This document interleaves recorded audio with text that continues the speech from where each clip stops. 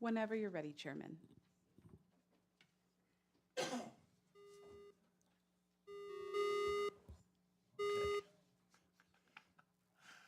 we'll bring to order the regular Planning and Zoning Commission meeting for Tuesday, August 22nd, 2023. We'll start with roll call.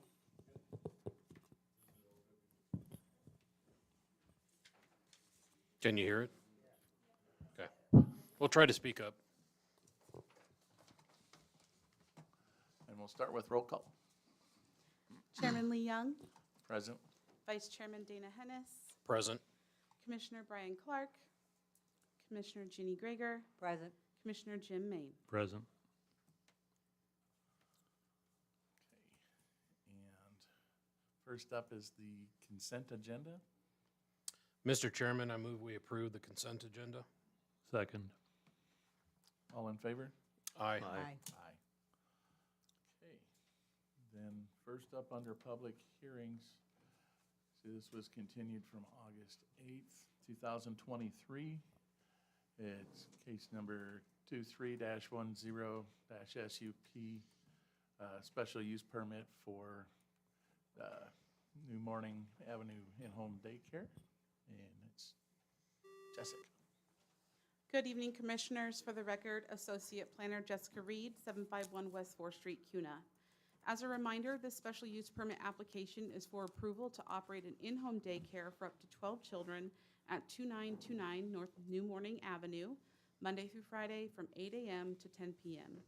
This case was originally heard August 8th and was tabled to this evening per the Commission's direction so that the application cover sheet, daycare application, and narrative could be amended to reflect the 12 children.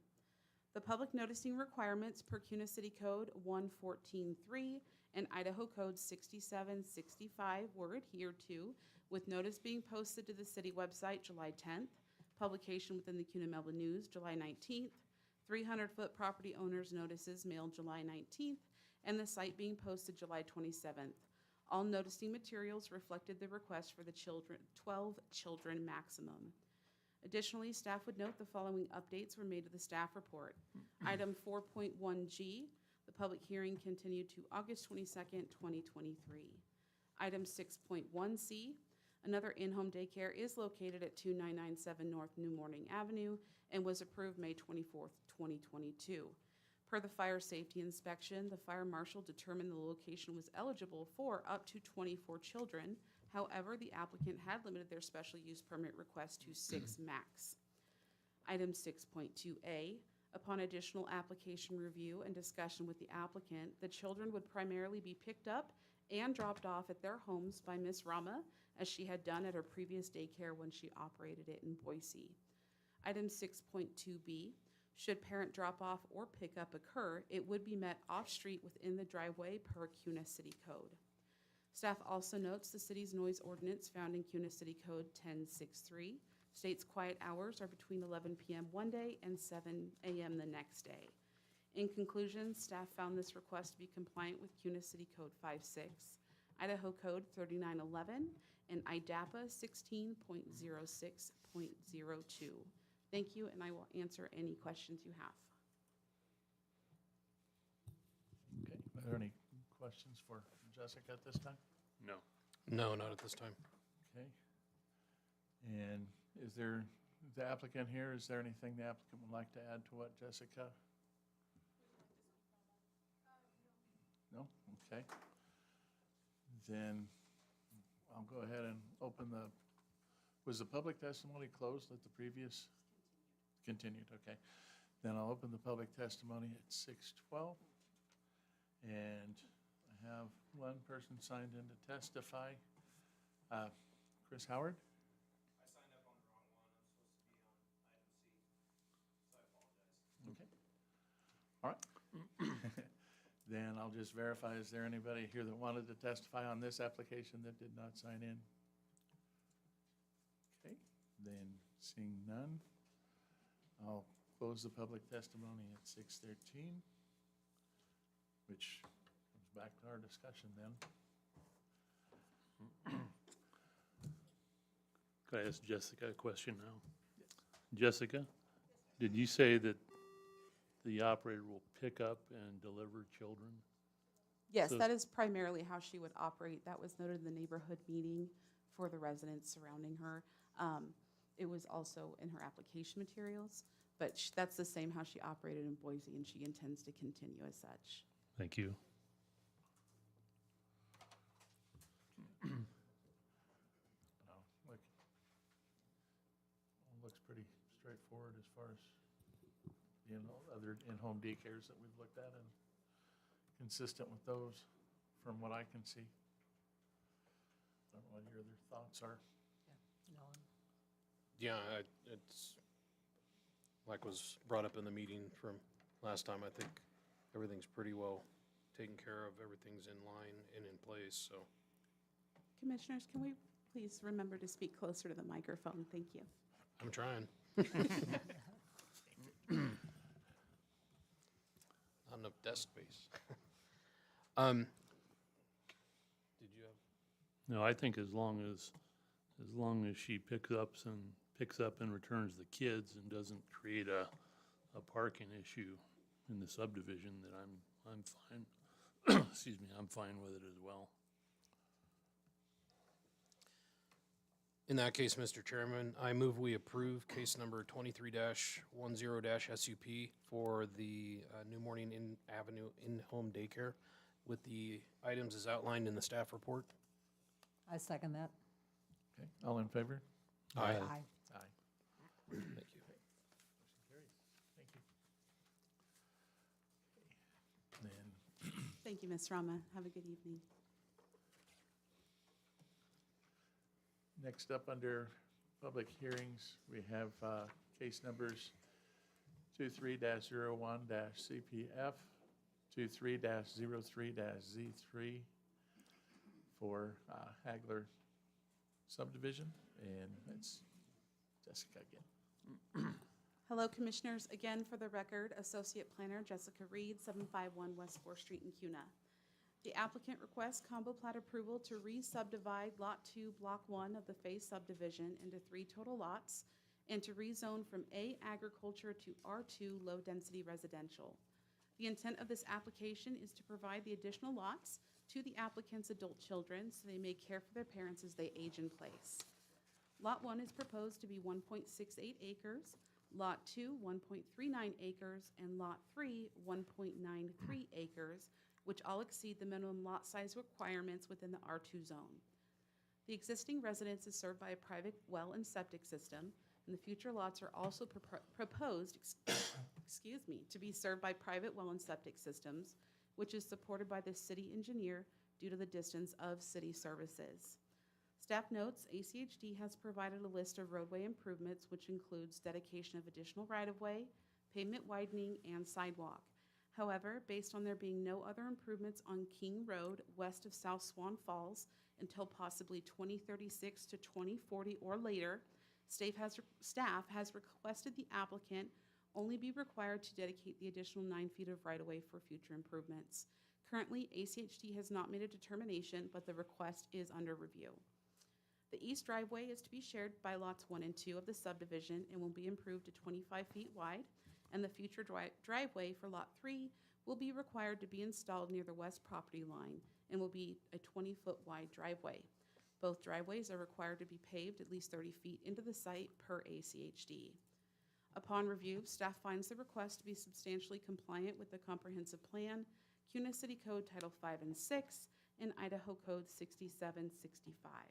With that, I'll answer any questions you may have.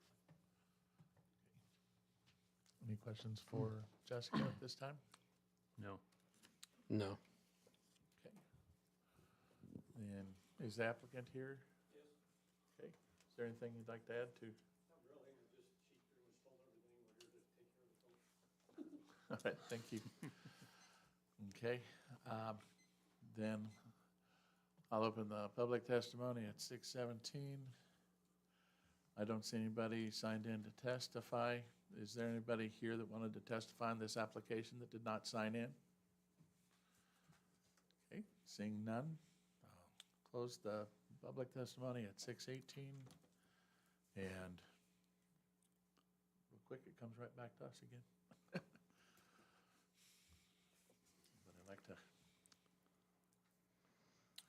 Well, again, this one seems pretty straightforward. It's taking a larger parcel and just subdividing it into still large parcels within the family. I don't see any opposition to it as long as they conform to what ACHD is looking for in their final review on that variation. No, Yeah, I I agree agree. with that. I think it's a great answer for that piece of property.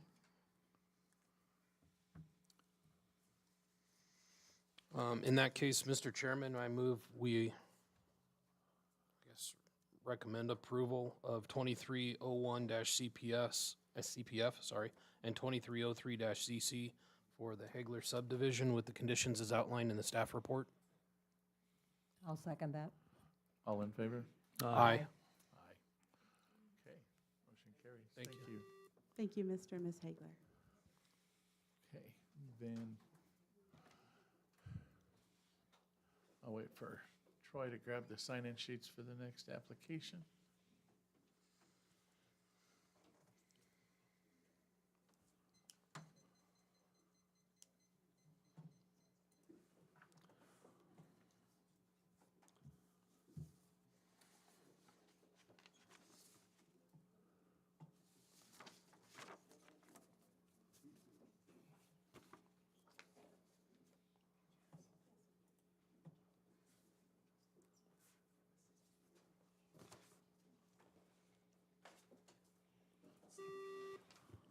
Folks, my apologies for not asking in advance. If you need assistance with hearing, we have some devices you can use. I have 3 available. Would anybody like one? It's a little earpiece and it will go through our system and you'll be able to hear it directly. Would you like one?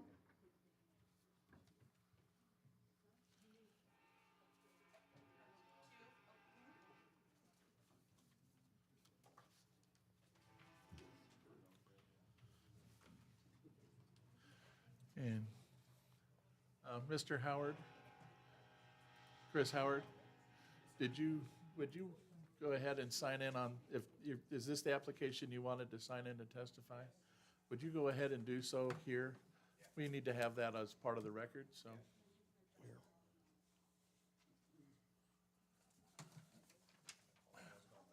No, that's fine. Happens quite a bit.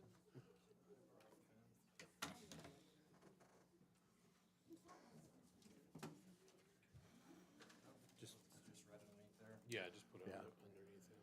And then, just to verify while he's signing in, is there anybody else here that's here to testify on the Seasons Creek North subdivision that is not signed in to testify? Okay, thank you. Did we need any other hearing devices? Thank you.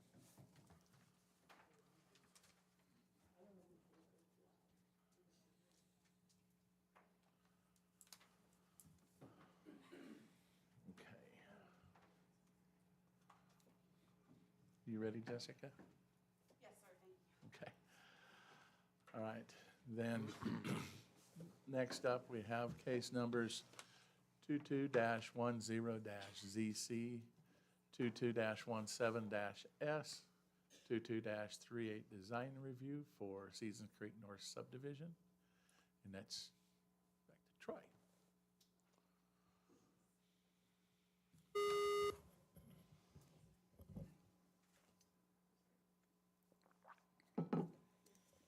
Good evening, members of the commission. For the record, Troy B. Hunan, Senior Planner here at CUNA Planning and Zoning Staff, 751 West 4th Street here in CUNA. The applications before you this evening include a request for PUD, which stands for, request for a rezone approval in order to rezone, maybe I have my stuff mixed up. I do. Too many projects. So we'll begin again. The applications before you this evening request approval in order to rezone approximately 60.92 acres already in the city of CUNA and to zone the property R8, which is a residential zone. The applicant is also requesting preliminary plat approval in order to divide these 60.92 acres into 348 total residential units, 43 common lots, and 1 civic use lot. They are also working with the CUNA School District actively for a school site dedication and donation. The applicant seeks design review approval for the common lot landscaping. Public Works in Exhibit 2.25 stated that it can support the approval of this application, and the Planning and Zoning staff agrees with the Public Works assessment. Staff has reviewed the applications of the proposed rezone, preliminary plat, design review for compliance with CUNA City Code, Idaho State Statutes 50-222, 6765, the CUNA Comprehensive Plan, the future land use map, and should the commission recommend approval of these applications and approve the design review application this evening, staff would recommend that the applicant be subject to the proposed recommended conditions as outlined in staff's report. The applicant is here tonight, and they do have a presentation. And I will sit for any questions that you have. Are there any questions for Troy at this time? No. Okay. Then, before I have the applicant come up, I'm just gonna kind of a PSA applicant on this application and the next. The way the process goes, the applicant has 10 minutes to present their project. Afterwards, people who have signed in to testify will come up. We'll call your names. You'll have 3 minutes to give us whatever input you wish. And when that timer goes off, we'll ask that you please stop, because there are a lot of people here today. And you know, helping out all your neighbors as well. Let's stick to those 3 minutes. After that, the applicant will have a chance to help answer some of your questions and concerns as well. So that being said, we'll have the applicant please come forward and state your name and address for the record, please. Make sure and touch that red light and make sure it turns to green. There you go. 10 minutes? Is that correct? Good evening, Commissioners. My name is Elizabeth Keckeritz. I'm with Givens Pursley at 601 Bannock, Boise, Idaho. I am here with Tim Eck, who's a member of the development team, who will be able to answer some of the questions that I may not be able to. I'd first like to extend a huge thank you to Troy, Doug, and Jessica for all their help on this. This has been a number of years that we've been working on this, working back and forth with staff and with ACHD to make sure that we brought forward a real quality project. We've reviewed the staff report. We're in full agreement with it. And we are here to request a recommendation of approval to City Council. Season Creek is in full compliance with the CUNA CUNA Comprehensive Plan, the CUNA Land Use Map.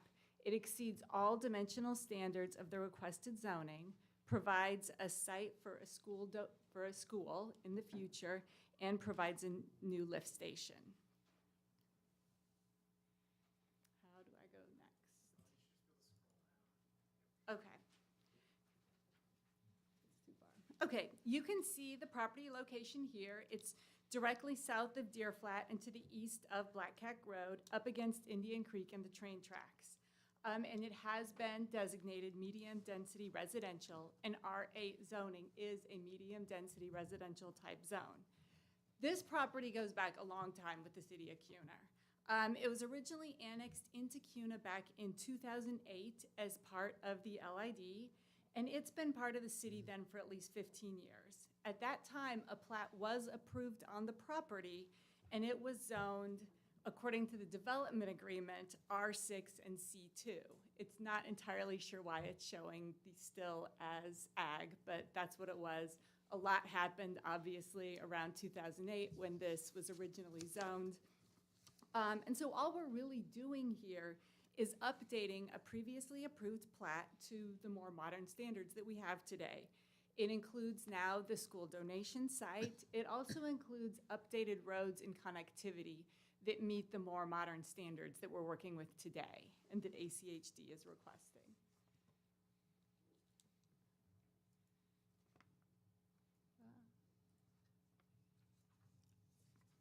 Okay. The R8 zoning is consistent with the surrounding zoning and planned and existing uses in the vicinity.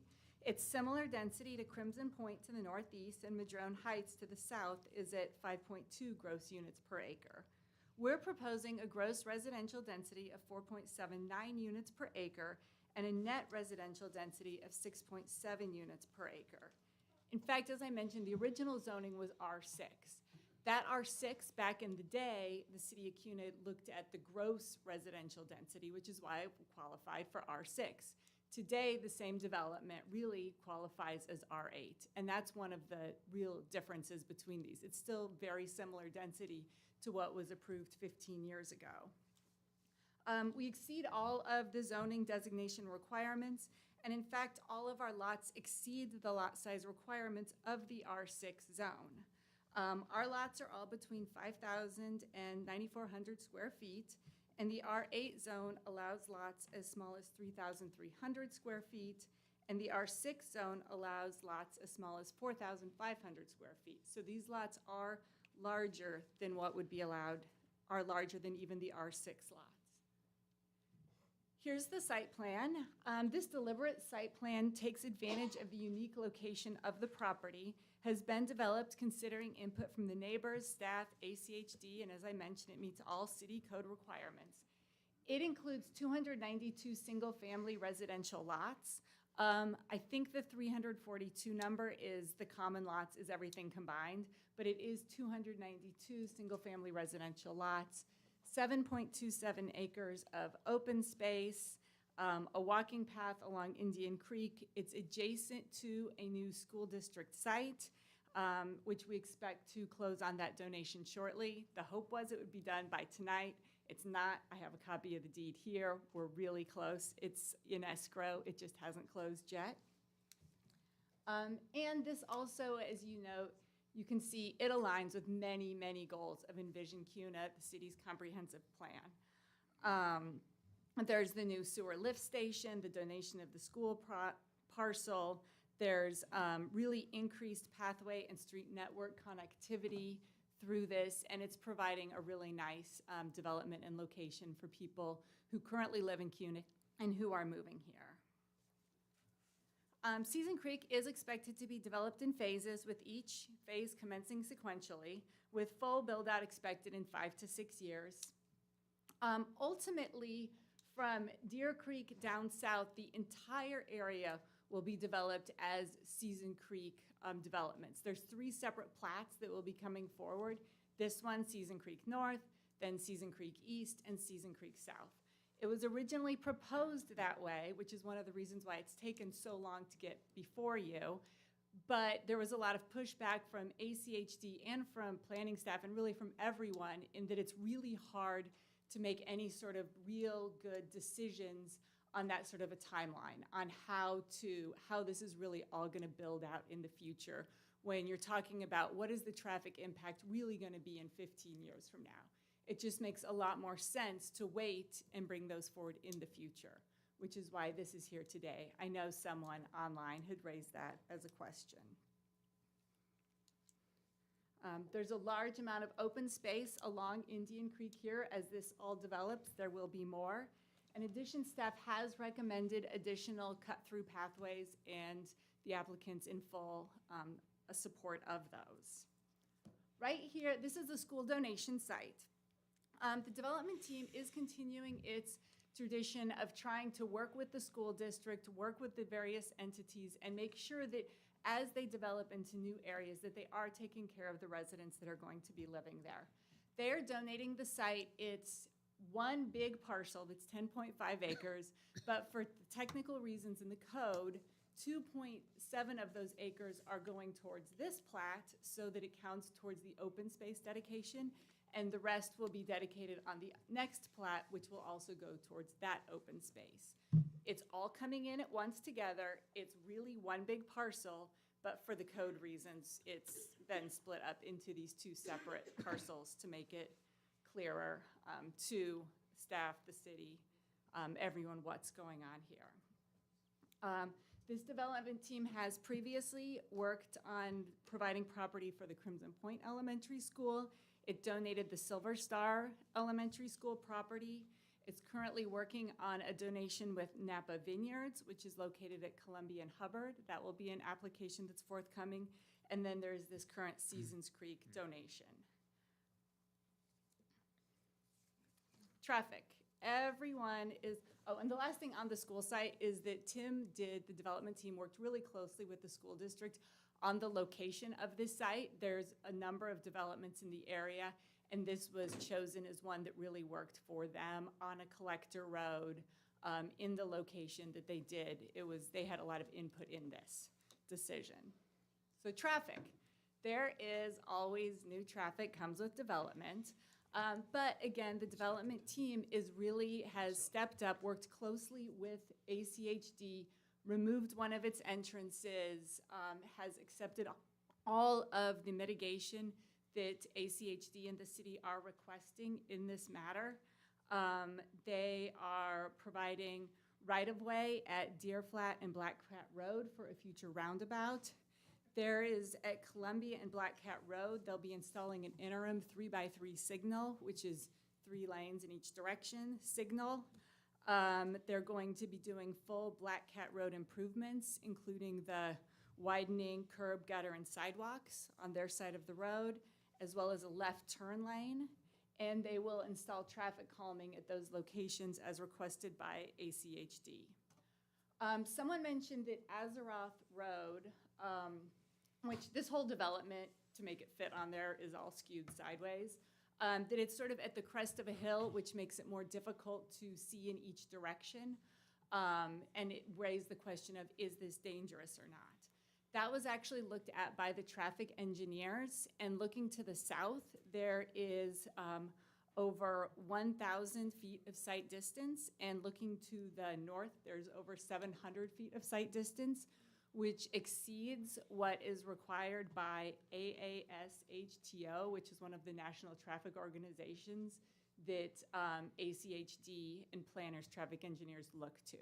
And so it was found that this intersection, that this location of Azeroth Way would be safe. There are all services available to the site. I mentioned the future school site. We are also currently working on one of the concerns is with, almost perfect timing, one of the concerns is with, always with emergency services. There is also a fire station that's in the process of being donated. That too will be completed before the city council hearing. There's water, pressurized irrigation, sewer coming from Crimson Point to the north. And with that, we ask for a recommendation of approval to the city council. And I'll stand for questions. Thank you. Are there any questions for the applicant at this time? One question. Did you say you're donating a site to the fire department as well? This applicant team is, yes. Thank you. Just a point of clarification. So the school site donation is not adjacent to this one that you're bringing in, it's slightly down towards the other area? Yes, Commissioner Hennis, it's slightly offset, it's slightly off because of how the layouts worked, and the school will be, at this time, receiving a full easement that tracks Azeroth Road so that as they begin their planning processes, they'll have the ability to get there. Okay, thank you. I do have one other question. If you exceed all the R8,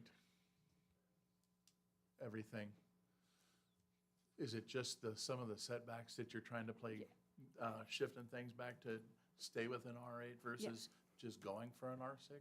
Well, Commissioner Young, that is a great question. And we actually, as we were talking about, why did we end up having to do it that way? It's because of how you calculate net density that we're slightly over 6 units per acre. We're at it was this 6.18, and we have to be under 6 because of when you calculate the net density, you take in just the land remaining after you take out all of the roads and everything. So we were close. Thank you. Are there any other questions at this time? No. No. Okay. Thank you. Right. Then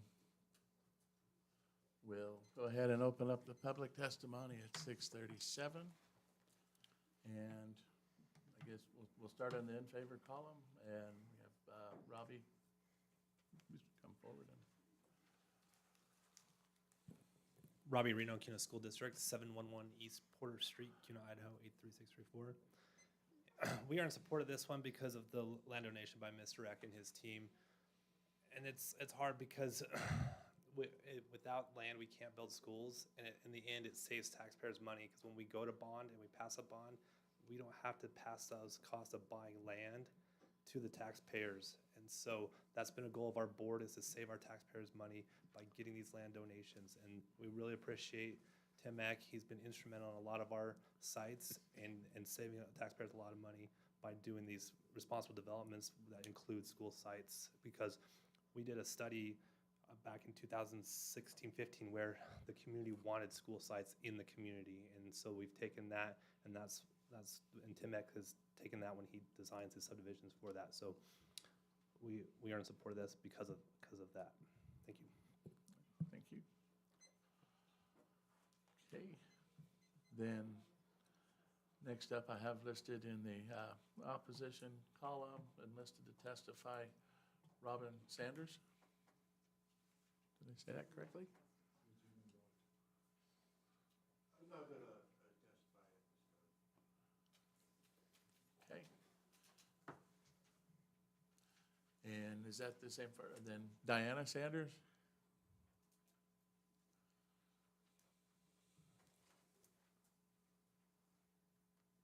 Good evening, Commissioners. I have a few things that we did not know about a fire station. Where is that located? Ms. Sanders, could you please state your name and address for the record? Diana Thank you. Sanders, 3475 West Grace May Lane, CUNA. We live just across from this property. We actually rezoned our property a couple of years ago to an R2, so we could do a buffer for agricultural. We would like for them to try to buffer more, like do R4 against Black Cat, and then transition to the R8 or R6. Because under your code, you have several medium density, which comply with your comprehensive plan. So you have the R4, the R6, and the R8. The R8 is the highest density. Some of the things that we have concerns about, we talked to Union Pacific for Black Cat and Greenhurst Crossing, and they're really concerned, and people in the area are concerned with all the traffic backing up, trying to turn across dual railroad tracks. And so it's already kind of a mess, but if you add that many homes, it's gonna be a total disaster trying to get people, because we don't have an overpass. Most people are not gonna go back through CUNA, they're gonna take Black Cat to Greenhurst. One of the other things on the notices, our neighbor bought her house last March, and she never got an invitation to the neighborhood meeting. We didn't receive one for this hearing tonight, and we're within 300 feet of the property. So the other thing is the original zoning, they were annexed as agricultural. They were never approved for an R6 zone. They've only had agricultural.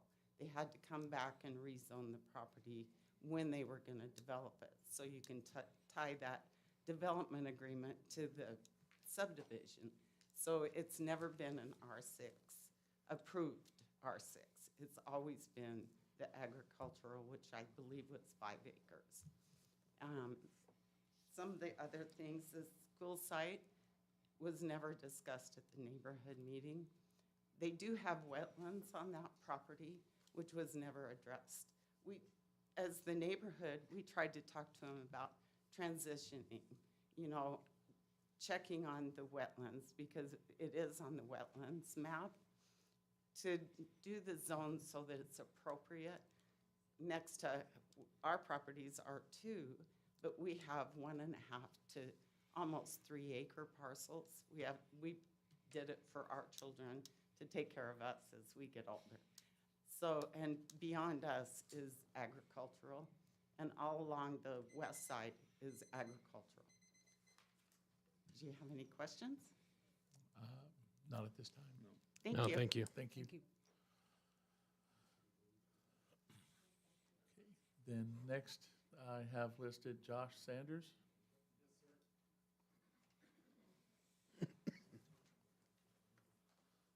My name is Josh Sanders. I reside at 3500 West Grace May Lane in Cuna. Commissioners, tonight, I just want to start off with saying thank you for being here and your service to the commission, because it is a tough job that doesn't get a lot of thank yous. Understand this process as I was with my mom last year as we went through this process. I presented before the board as we went through this. And I look at this project across the road, and it's been a very confusing project. We've had 3 community meetings. The information brought up tonight would have been nice to have at those meetings. But it wasn't there. The last community meeting, if you look in your packet, is about a year ago that neighborhood meeting occurred. And yeah, we've had several to it. Some were short notice, a couple days before the meeting. We got the mailer like 2 days the first time. Been a lot of promises made, but not fulfillment by this group. We did, as my mother spoke about it, talked about changing some zoning, not stopping this development. I'm not in favor of stopping it, but I am in favor of doing it responsibly. And it is really important, and as we talked to you about the R2 zoning, it's a good ag buffer zone. The county line is a mile away. So we're talking about, as we move towards that county line, the density. In the code is, from what I could see with densities, talked about R8 is around light commercial. It's around already developed properties in the city. It's about changing interdevelopment with lots of services available. The services they talked about tonight are speculative. The school would be 6+ years before they do all the phases and donate all the land over. The fire department is, well, we talked about a fire department for 30 years on the south side of the tracks. So it's kind of empty promises about that. It's really nice to hear about engineering and sight lines on that top of the hill road. But I invite you all to come out there and drive it and pull out of that driveway. Because when you look at it on a map, it doesn't look terrible. And I can totally understand you do have that visibility of sight line. When you're out there driving it and it's 60 miles an hour and you're cresting a hill or you're behind a piece of farm equipment, there's a lot of wild stuff that happens out there. And I don't know that it's necessarily, I'm not trying to attack ACHD, but they're a busy organization and they don't always have time to go out and do driving in that stretch and see all the conditions that the neighbors see. You know, I think with a lot of these promises, we need to see them come through before they happen. I do have concerns that this is a whole chunk of property that stretches actually from, you could say from Cuna Road back over to Janeo's old property, to Al Silva's old property. That was all, a lot of it was bought by the Gordon family and incorporated into one chunk. And we're talking about a large tract of land that will have development over time. I appreciate your time tonight. I encourage you to either table or rezone to a lower number. Thank you. Thank you.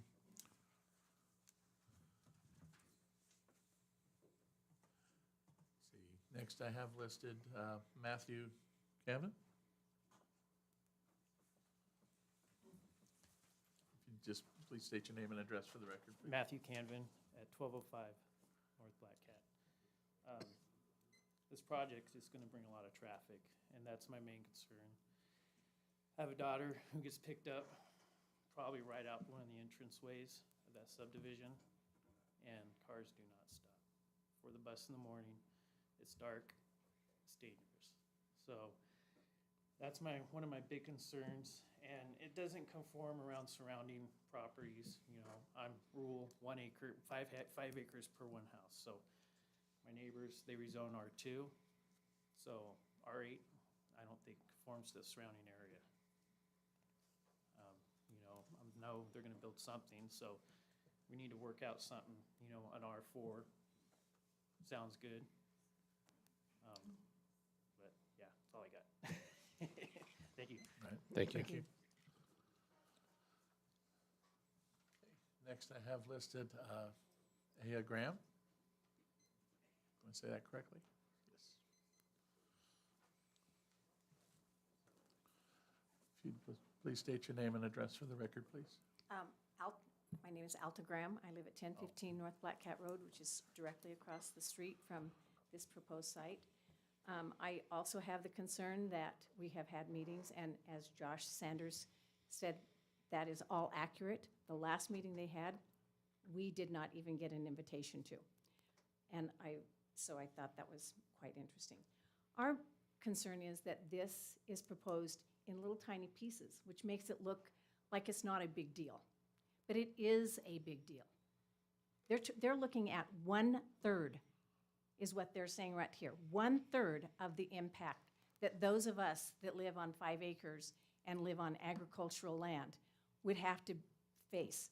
So we've lived, my husband and I and our children, since 1975. And since that time, I can hardly get across the street to get my mail now. I'm taking my life in my hand. I used to go for walks. I can't do that anymore. The property, or the automobile traffic is fast. They don't ever even move over. I have no idea where they learned to drive. However, we're talking about eventually having more than 876 homes across there, which would mean about 1,752 cars if there's only 2 cars per home. We had 4 cars when our children were growing up, so I'm guessing that I'm about half. So we're talking about putting in 3,000 more cars to try to get across Black Cat and the railroad track. I think the infrastructure isn't here yet. As soon as that is, it's not that we are opposed to the development, but you have already set precedents of putting an R2, and I loved that she said it was an R5 or something in Crimson Point. I have a friend that lives there. Their part of Crimson Point was R3. So we're talking about not even a decent transition from agriculture to a high density. And I went on the CUNA website, your website, and it says high density residential, R8. This is from your site. So I'm saying we're not talking medium density. We're talking high density. We're talking about a lot of traffic. We're talking about a lot of people that can't even enjoy safety to get in and out of their driveways. And if you want to think that people are driving 50 miles an hour down that road and cresting that hill, I can look to my right, pull out of my driveway, and someone is on my tail honking their horn because I pulled out in front of them. They weren't there when I started entering the roadway. So we're talking about a very dangerous thing when we start putting that many people on that road without any infrastructure. I want to say, please, reconsider. Make this R2. Put the infrastructure in first. And let's have more discussions about what's really happening. Thank you. Thank you.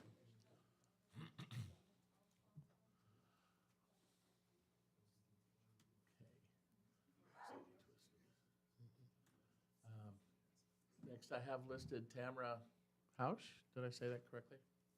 Oh, I'm sorry, that was not testified. Sam Johnston?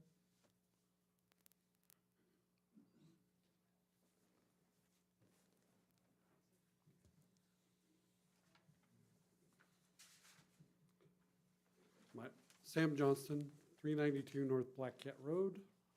I have the farm to the north of this property. And my drone went in. We had a turn lane put in. And it's such a phony little turn lane on CUNA Road that I risk my life every day out there on it. And if you don't put a 4-way stop on that Black Cat Road and CUNA Road, you are gonna have somebody killed there. But, you know, my big concern is the phony little turn lane that's like 8 foot for a car to get over there, and then you got cars and trucks passing, And a lot of times I'm out on the corner with my little gator, setting my water. I got to sweep off the moss because we got such a moss problem. But that's not your fault. But anyway, I've got to do that daily, twice a day. And so I'm up there taking my life into my hands every day with these California drivers coming through here, raising hell, and they don't give you an inch. They do not give you an inch. Anyway, that's one of my things. Where are all these kids going to walk? Where are they going to walk? Are they going to go to a park? Are they going to go to anywhere out there? There's no walking deal. Madrone doesn't have any. They're a satellite deal. Madrone is the subdivision Corey Barton put in down toward town. There's a sidewalk in front, but it goes to nowhere. There's no place for it to go. I mean, if you get on a bike, you know, there's parks across the Cuna Road, but there's no real access for a kid safely to get anywhere. And this is going to be similar to that.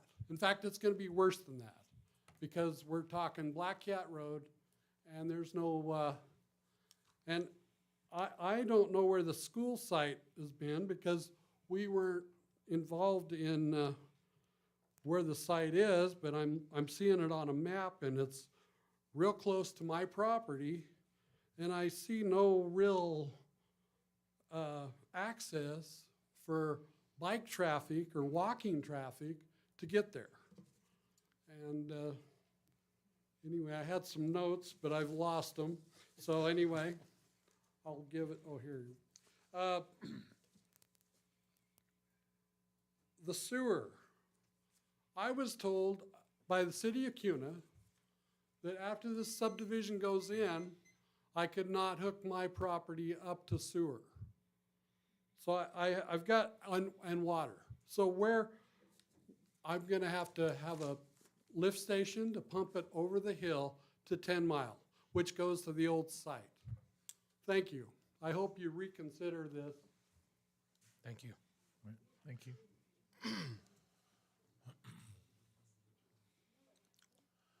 Let's see. Next, I have listed and marked to testify Beverly Wolf.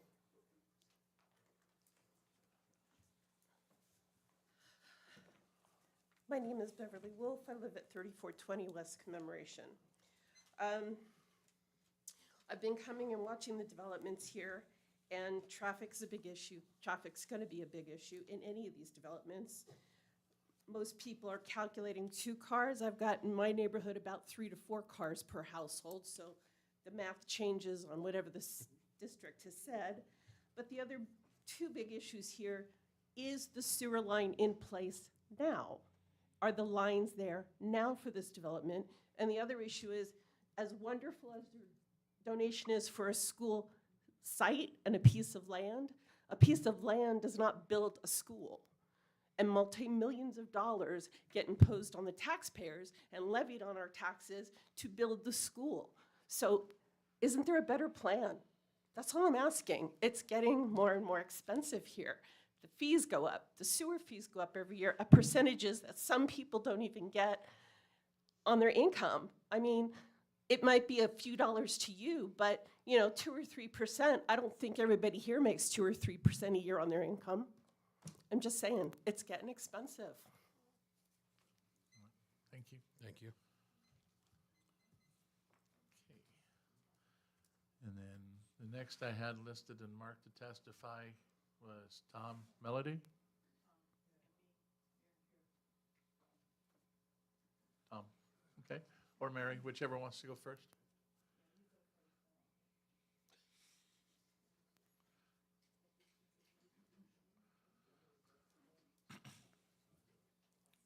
Okay, if you My just name please. is Tom Melody. I live at 804 North Black Cat.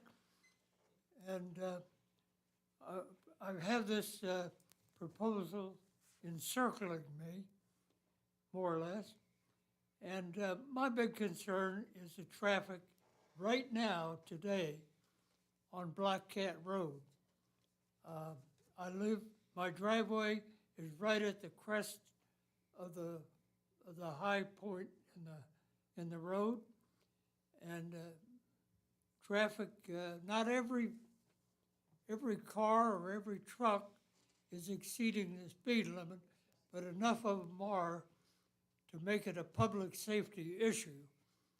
And adding this extra traffic and possibly people on foot along there, we just got a situation worse than what it is now.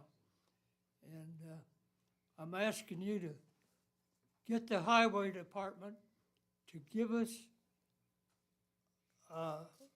something close to a final definition of what they're going to do to Black Cat Road to alleviate this problem. My personal feeling is that all permits on this property, the whole big property, should be held in abeyance until this traffic problem is solved on Black Cat Road. Now,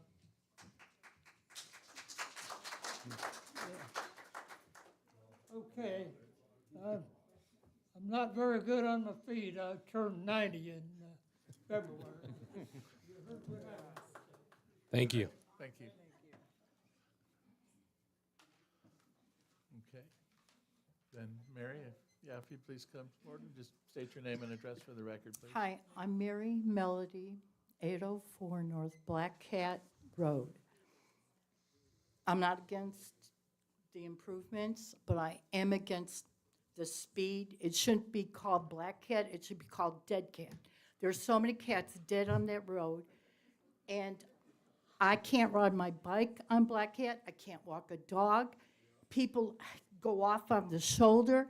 I'm out there picking the garbage up. I'm the little part, my husband and I, when you see it, that little part that's not part of their structure, we're that little ranch there for 2 acres. We have 13 sheep, 2 pigs, 3 dogs, and we used to have 19 cats. We're down to 3.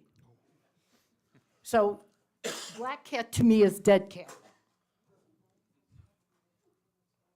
And if children walk there, it's going to be very dangerous. Thank you. Thank you. Thank you.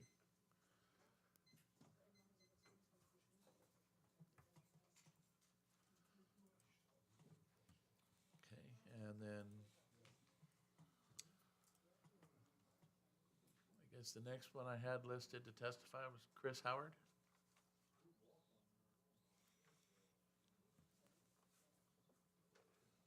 Good evening. This is Chris Howard. I reside at 4700 West Dirt Lane, Kuna, Idaho. I'd like to start off by saying it's obvious people are in objection to this. I think there's me and maybe 3 or 4 other younger people. I have kids that are impacted by this. I think that the school donation site, although that's great, I think it's kind of a joke. You can build like an elementary school, but middle school, high school impact, I'm not really in favor of that. The fire station also, I know that has really nothing. The fire station is great. We've all wanted it for a while, but the problem is that really doesn't account for EMS necessarily. It doesn't count for police. And if you're talking about our police department, I know we've got a new building going up, but this is across the tracks. So those are kind of the 2 primary concerns of mine. Traffic's already been talked about. We don't live on Black Cat, we live on McDermott, and yes, it's a highway. Cars go pretty fast through there, and I think that's kind of beating a dead horse there.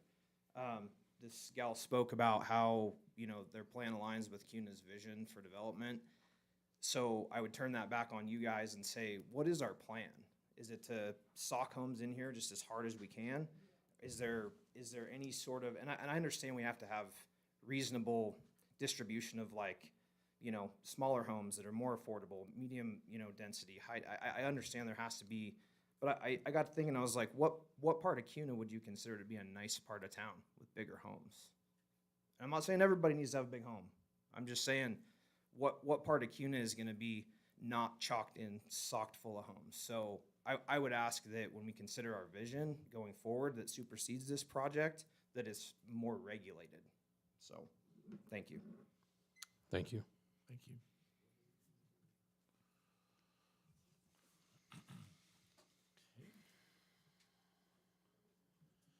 And that is all I had that I saw listed to testify.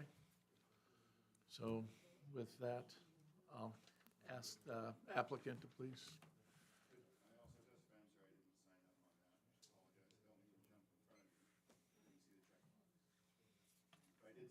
Okay. What was your name? Scott Byrne. Okay, please come forward and state your name for the record, please. My name's Scott Byrne. I live on 4747 West Deer Flat Road, Kuna, Idaho. I'd like to approach two issues here, and I'll make short use of the time because I realize we're pressed for time. I run a custom farming business out of my location on Deer Flat that ties right into Black Cat. We travel north-south on that regularly with large equipment, large hay balers. And as it is right now, it is difficult to transition onto Black Cat with no further traffic issues. Moreover, based on some of the, and I'll call it questionable driving habits of the folks that we've been encountering, I've had more and more folks passing me as I'm getting ready to turn into Big Tree, which is one of the places where I do custom baling. Personally, in the last 4 weeks, I've been in almost 4 wrecks at that location, 1 per week. So I am concerned about that. The other concern I have is I also am one of the younger members, and I appreciate you bringing that up. I have kids that will be attending school, and so will be coming from Deer Flat, crossing Black Cat, and going to a school there. If they were to ride their bike or walk, which I think many of us did as children to school, which was one of our first forms of responsibility, was to get yourself somewhere on time, they're going to be crossing Black Cat. And they're going to be crossing Black Cat with an additional, depending on how you look at it, 1,500 to 3,000 cars for this portion of the subdivision alone, let alone the ones around it. So there's some concern along those lines for our kids' safety, which last time I checked was pretty important for the council and for the citizens. Next, if we look at the Canyon County Future Use Plan, which I realize we're in Ada County and we're not part of that, that land immediately adjacent on the, in Canyon County has been zoned future use as intensive ag. So we're going to see more interactions between agriculture and high-density housing. If we decide to go forward with this, there's going to be even more density on an already highly traveled road adjacent to something another county has decided is agriculture. I'm not saying we're responsible for that decision, but it would be irresponsible not to address those conditions. So I would like to look at that as a piece of information. I've heard the term here since I've moved here, let development pay for development. And I think that that's probably a good way to go with this. The road on Black Cat, I'm not sure that I know when it is supposed to be upgraded or set up for more traffic. But at this time, it's not set up to maintain the traffic that really is going to be at that intersection. And I'm not challenging what the Ada County Highway Department is saying, but if you've pulled off of Deer Flat onto Black Cat recently, it's been a real challenge, and I'm concerned for public safety along those lines. Like I said, I won't go too long, but thank you very much for your time. Thank you. Thank you.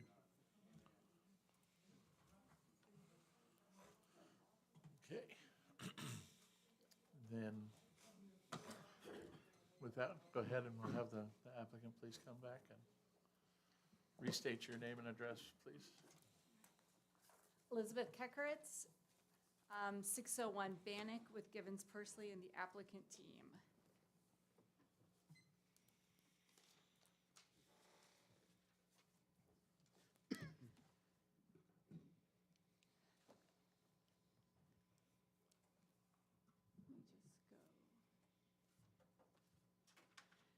So as we discussed at the middle of at the beginning of this, when the city creates its plans, when developers come in, when owners look at their property, the documents they look to are the current zoning, what the comprehensive plan says, and what the future land use map says. The comprehensive plan and the future land use map are really the two documents that guide the projected future of what the city intends to do and how they would like CUNA to develop in the future. I know CUNA went through, I feel like it was around 2018-ish, I'm sure Troy or someone over here would correct me, on adopting a new comprehensive plan in Vision CUNA. And just as recently as last November 2022, they did a lot of outreach. They did, I mean, you guys were here, they did all of the public hearings on adopting an updated future land use map. And this is the future land use map that was adopted at that point in time, which is the same for this property as it was prior to this. And these plans give developers, citizens, everyone knowledge on what's likely coming down, what's likely going to be happening here. And this property has been here, and it has in the past. There's a development agreement that has been recorded against this property that says that it would be zoned R6 and C2. We're now here before you asking for the R8 zoning. The gross residential density of this development is only at, I believe it was 4.78 per unit, per acre, units per acre. And that's how it used to, until about 18 months ago, that's how the city of CUNA used to calculate it. And so now all of a sudden, in the last 18 months, there have been developments coming in asking for what appeared to be higher zoning densities for really the same sort of development, simply because of the difference between net density and gross density. One of the questions that keeps being raised is about, well, the infrastructure isn't here, the road infrastructure isn't here, the sewer infrastructure isn't here, this various infrastructure isn't here. Well, the infrastructure, it's the developers that put in that infrastructure, as you all well know. The traffic mitigation measures. This road is projected to be widened to ultimately 3 lanes, and Mr. Eck is going to be dedicating, I wrote it down here, 39 feet from the center line as right-of-way, and on top of that, there's an additional 20-foot landscape buffer that the city requires before you even start to get to the first homes. So there is already a significant buffer of these homes off of the street, off of Black Cat, and off of the roads, and the homes that are across the road adjacent to the west. The developers put in this infrastructure. The sewer doesn't come until a developer pays to put in the infrastructure and to bring it. This sewer is going to be going across. It's coming in from the Crimson Point lift station, and that sort of infrastructure is being paid for at the developer's expense to get it over there, to get it available. There's been a lot of talk about the safety of the roads. Well, the roads will be safer when this becomes 2 lanes in each direction with a center turn lane the entire direction. There's also projected right-of-way is being dedicated to ACHD so they can put in a roundabout at the corner of Black Cat and Deer Flat. This developer is also being asked to, with this development, put in a stoplight at the corner of Black Cat and Columbia. There's also going to be 8-foot wide detached sidewalks fronting this development.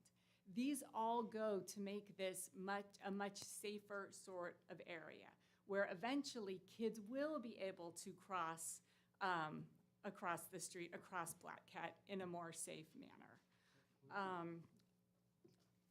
The school site, it will ultimately take students away that are now going into Crimson Point. It will ultimately take students from there, and they'll go to the local elementary school right in their own neighborhood. A question was raised about where are these kids going to play?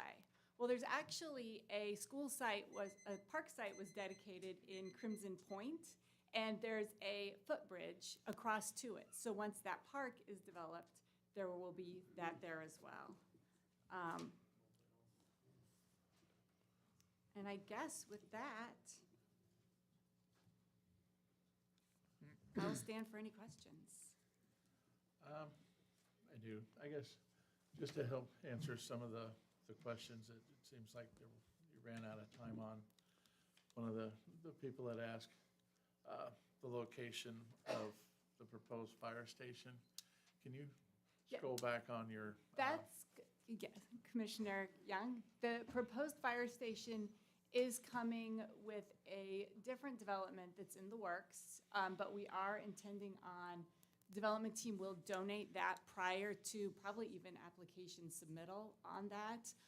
There is space for a city park right there, and then a fire station. It's actually, my understanding is that it's likely would be EMS, that there will be police and other agencies co-located there.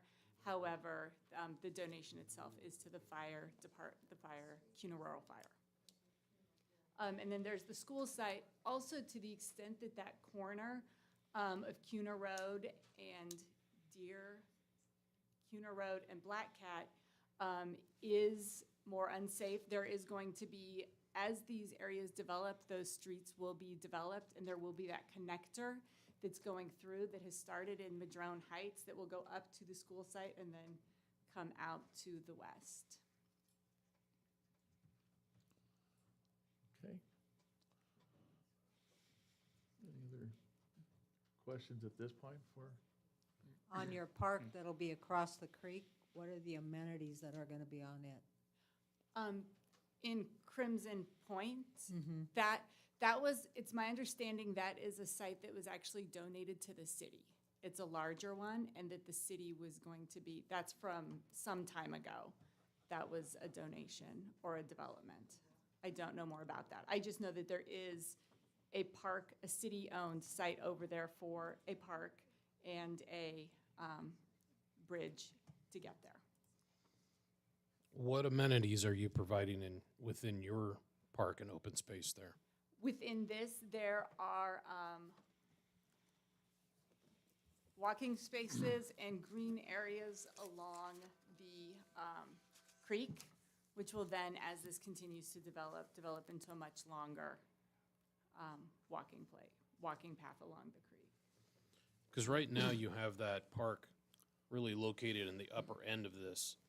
And if the other ones are coming down below, I don't see any connectivity from that park on, even down towards the south end of that subdivision itself. So what are the plans there? I mean, we don't have very much connectivity. We don't have any pathways. I know staff has recommended that. What is the thoughts? And well, we've agreed with all of the extra connectivity that staff has asked for. There will be cut-throughs to get out to Black Cat more easily. There are some right through here, in here somewhere. And then there are some in other places. As this develops, there'll be the green space. There are ultimately planned to be pickleball courts and swimming pools with the other additional phases coming on. For right now, we do have, it's just this spot right here with this sort of natural area and green area and walking path. Okay.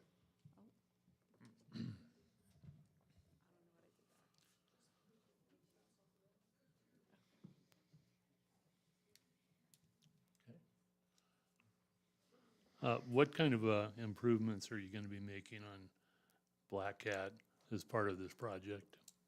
Okay. Black Cat will be, I will read you exactly what we agreed to do for ACHD. It will be widened and the developer will be from the center line of Black Cat doing 39 feet of right-of-way. And within that 39 feet of right-of-way, there'll be a 17-foot paved section. I don't want to misspeak. There's an 8-foot wide detached sidewalk. There's a 20-foot landscape buffer. I think a 3-foot ditch along the property along there. On the east side of Black Cat going down. Then there is projected to be that, in the future, the roundabout at that corner. So the detached sidewalk is part of the landscape buffer? The detached sidewalk is outside of the landscape buffer. Or it might be shared partially on it, I'm not. But it's 8 feet away, it's a minimum, it's 8 feet off. I believe it's 5 feet off of the road minimum. The developer pays for all of the improvements.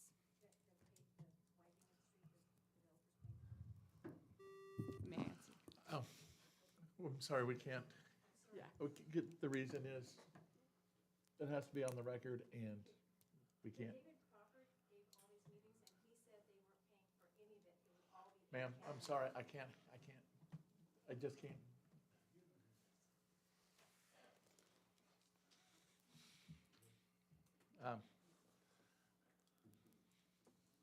Commissioner Young, do you have Yeah, any more just- questions? I don't at this point. Okay. I'm not sure if Jim was, So just to go back, the developer is paying for all the improvements along the east side of Deer Flat as part of this, or I'm sorry, Black Cat, as part of this project. Commissioner Maine, that is correct. Thank you.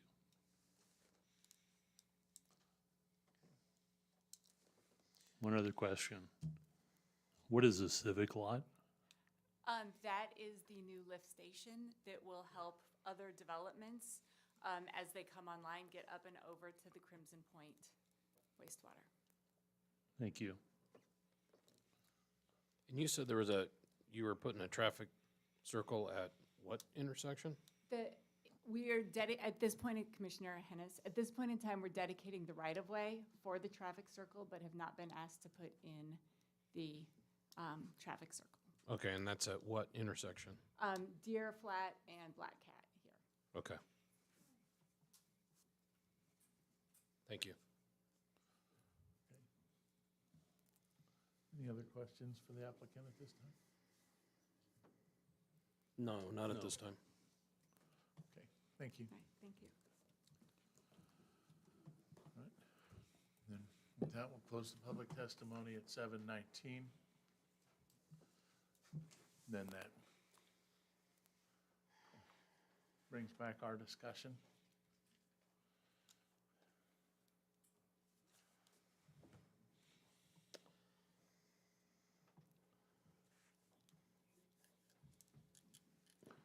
Well, Anybody I'll first? start. How about that?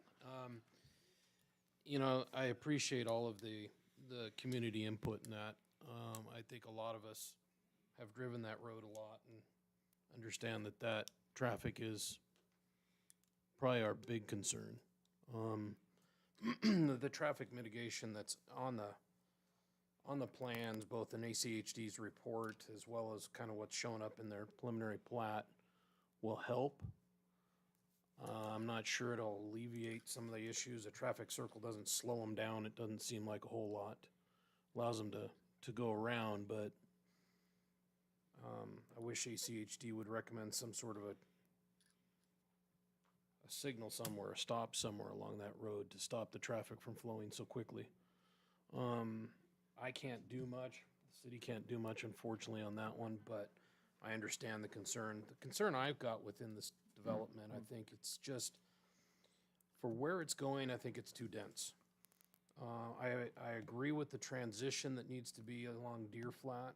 I think that's a good proposed solution to try to transition into the R8 versus just slamming the R8 against the black cat right there, dead cat, sorry.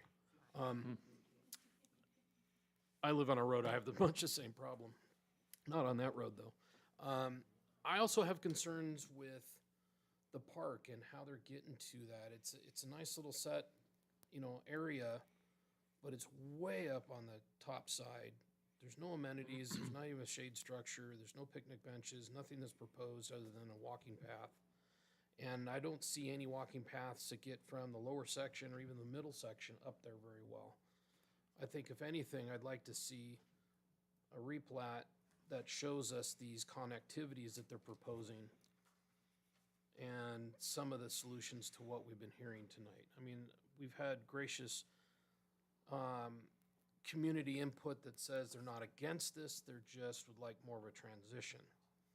I think that's something to be said, that they're not fighting this fully, even though, it's a big addition out there.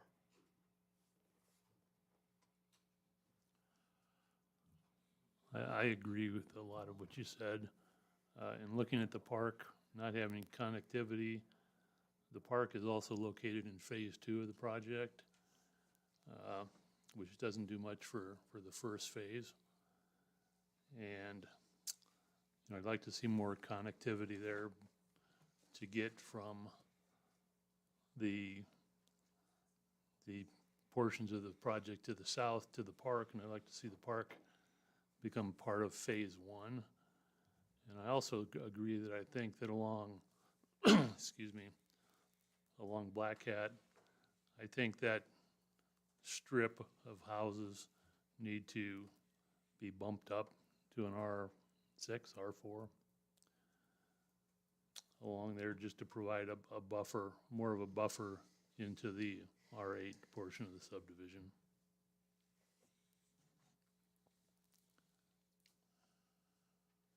I agree with a lot that both Jim and Dana have talked about. I think there needs to be a buffer of R4s.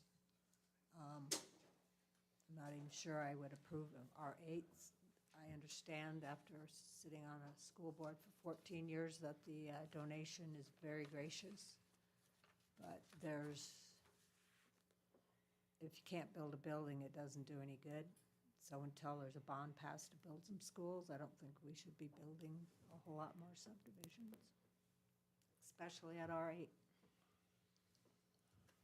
Well, I don't disagree with anything that's been said so far, but and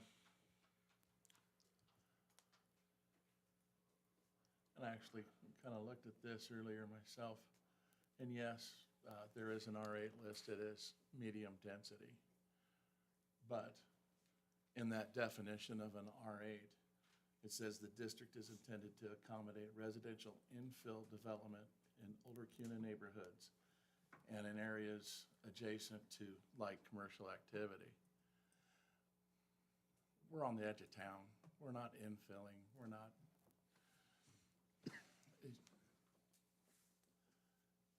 To me, coming in as an R8,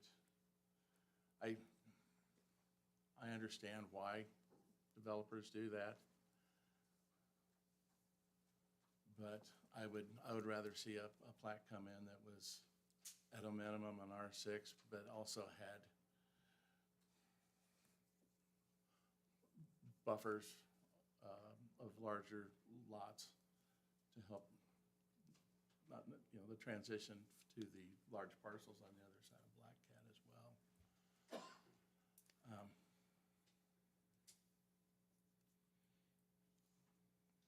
Again, I can't disagree with anything else that's been said here. So I think, to me, if it's gonna be,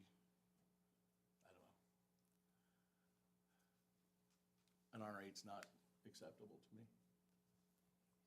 It's just not.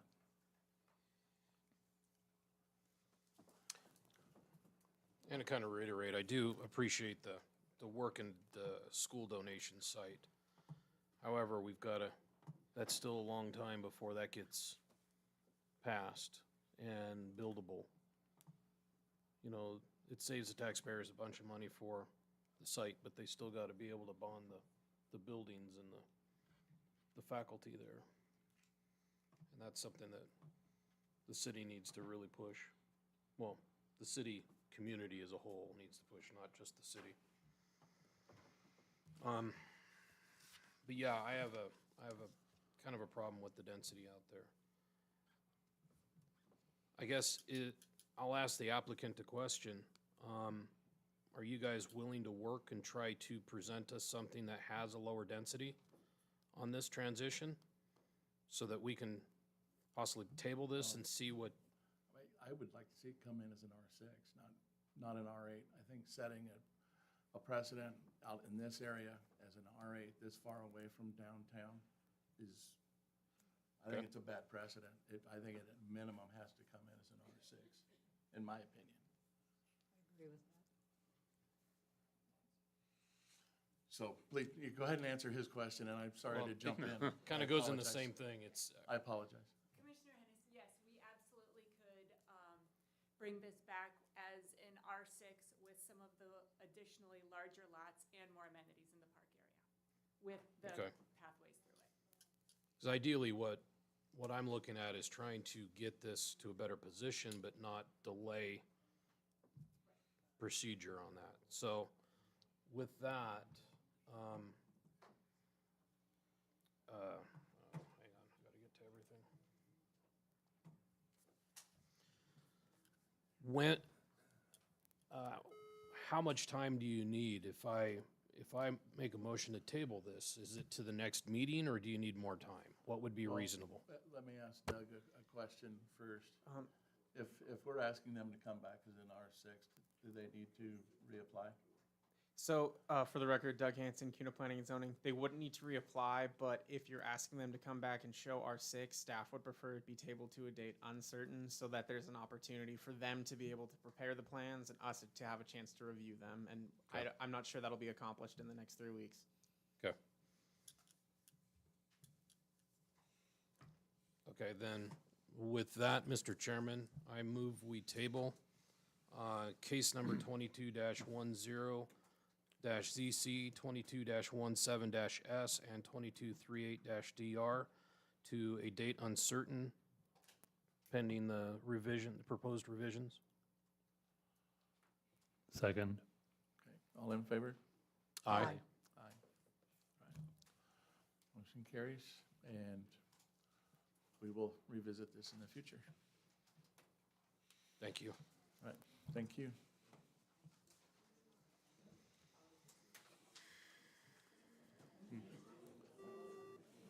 Chairman, Okay, may we'll we take a- hold a couple moments? Yeah, Thank we'll you. take about a 3-minute recess.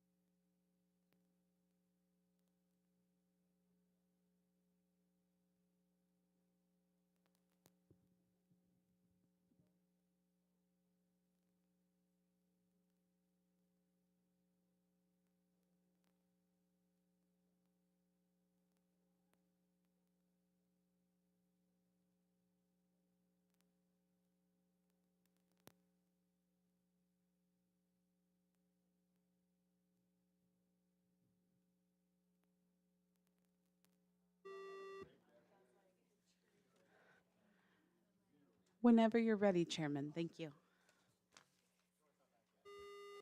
Oh, just kidding. We're still missing Troy. My apologies. That's normal. He kind of has to present the next one, so. Oh, yeah, you can have it back.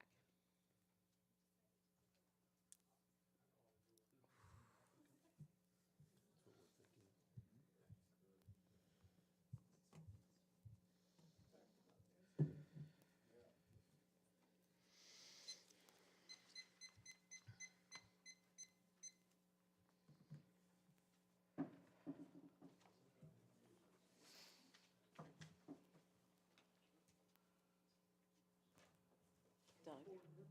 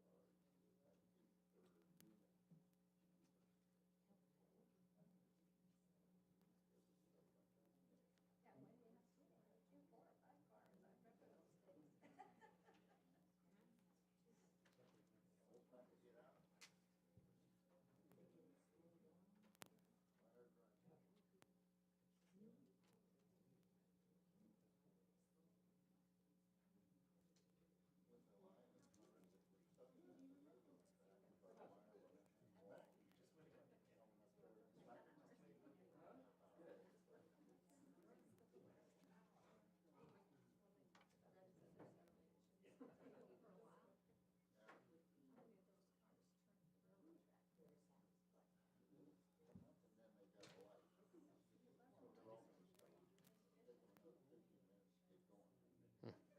We have a thunderstorm heading our way.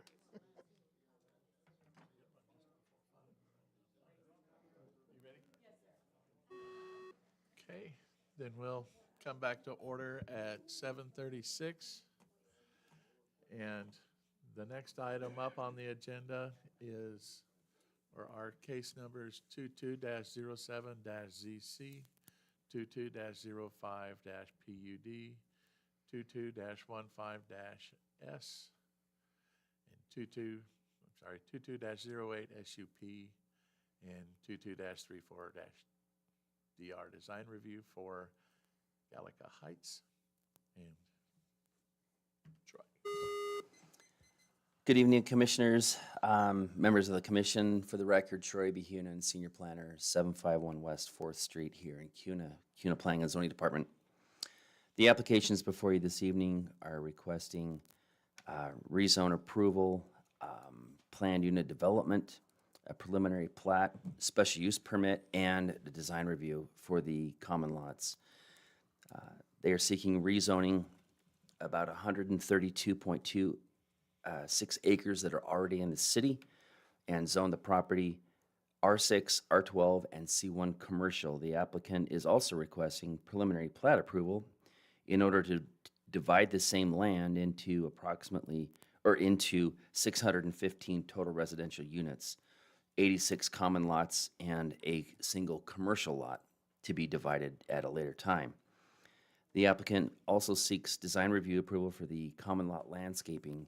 The developers proposed 16.93%, or set in acres, 22.39 acres over the total project for open space and usable space. Public Works, in their exhibit, which is 2.24, states that they can support the Gallica Heights subdivision development with the conditions that are listed in that memo. Planning and Zoning Department staff agrees with the conditions. listed in the engineer's memo, and staff has reviewed the proposed planned unit development, the rezone, the preliminary plat, the special use permit, and the design review for compliance with CUNA City Code, Idaho State Statutes 50-222, 6765, 50-13, and the CUNA Comprehensive Plan, and also the CUNA Future Land Use Map. And should the commission recommend approval of these applications and approve the design review application, staff would recommend that the applicant be subject to the proposed recommended conditions that are outlined inside staff's report. The applicant is here tonight and does have a presentation to make, and I will be here for any questions that you might have. Okay. Are there any questions for Troy before we move? Not right now. Okay, then, please come forward and we'll state your name and address again for the record, please.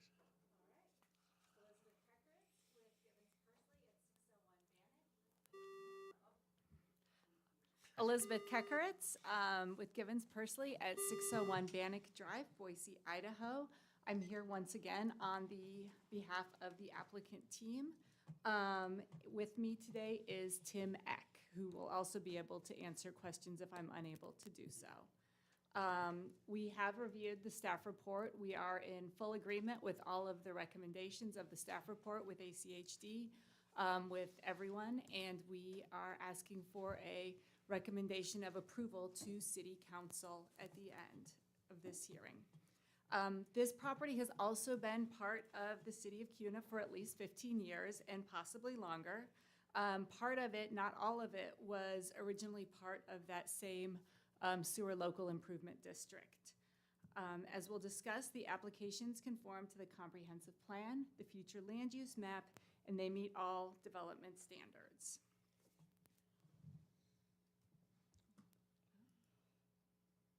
Okay, the future land use map, as I mentioned in the last hearing, was just adopted less than a year ago in November 2022. As you can see here, it's been designated, the property is, the hard corner is designated mixed use, with the remainder of the property designated medium density residential. Based on these designations, the ownership team developed a project that fit exactly within these parameters with a mix of commercial, attached single-family residential on townhome lots along Black Cat, and detached single-family residential on the remainder of the site.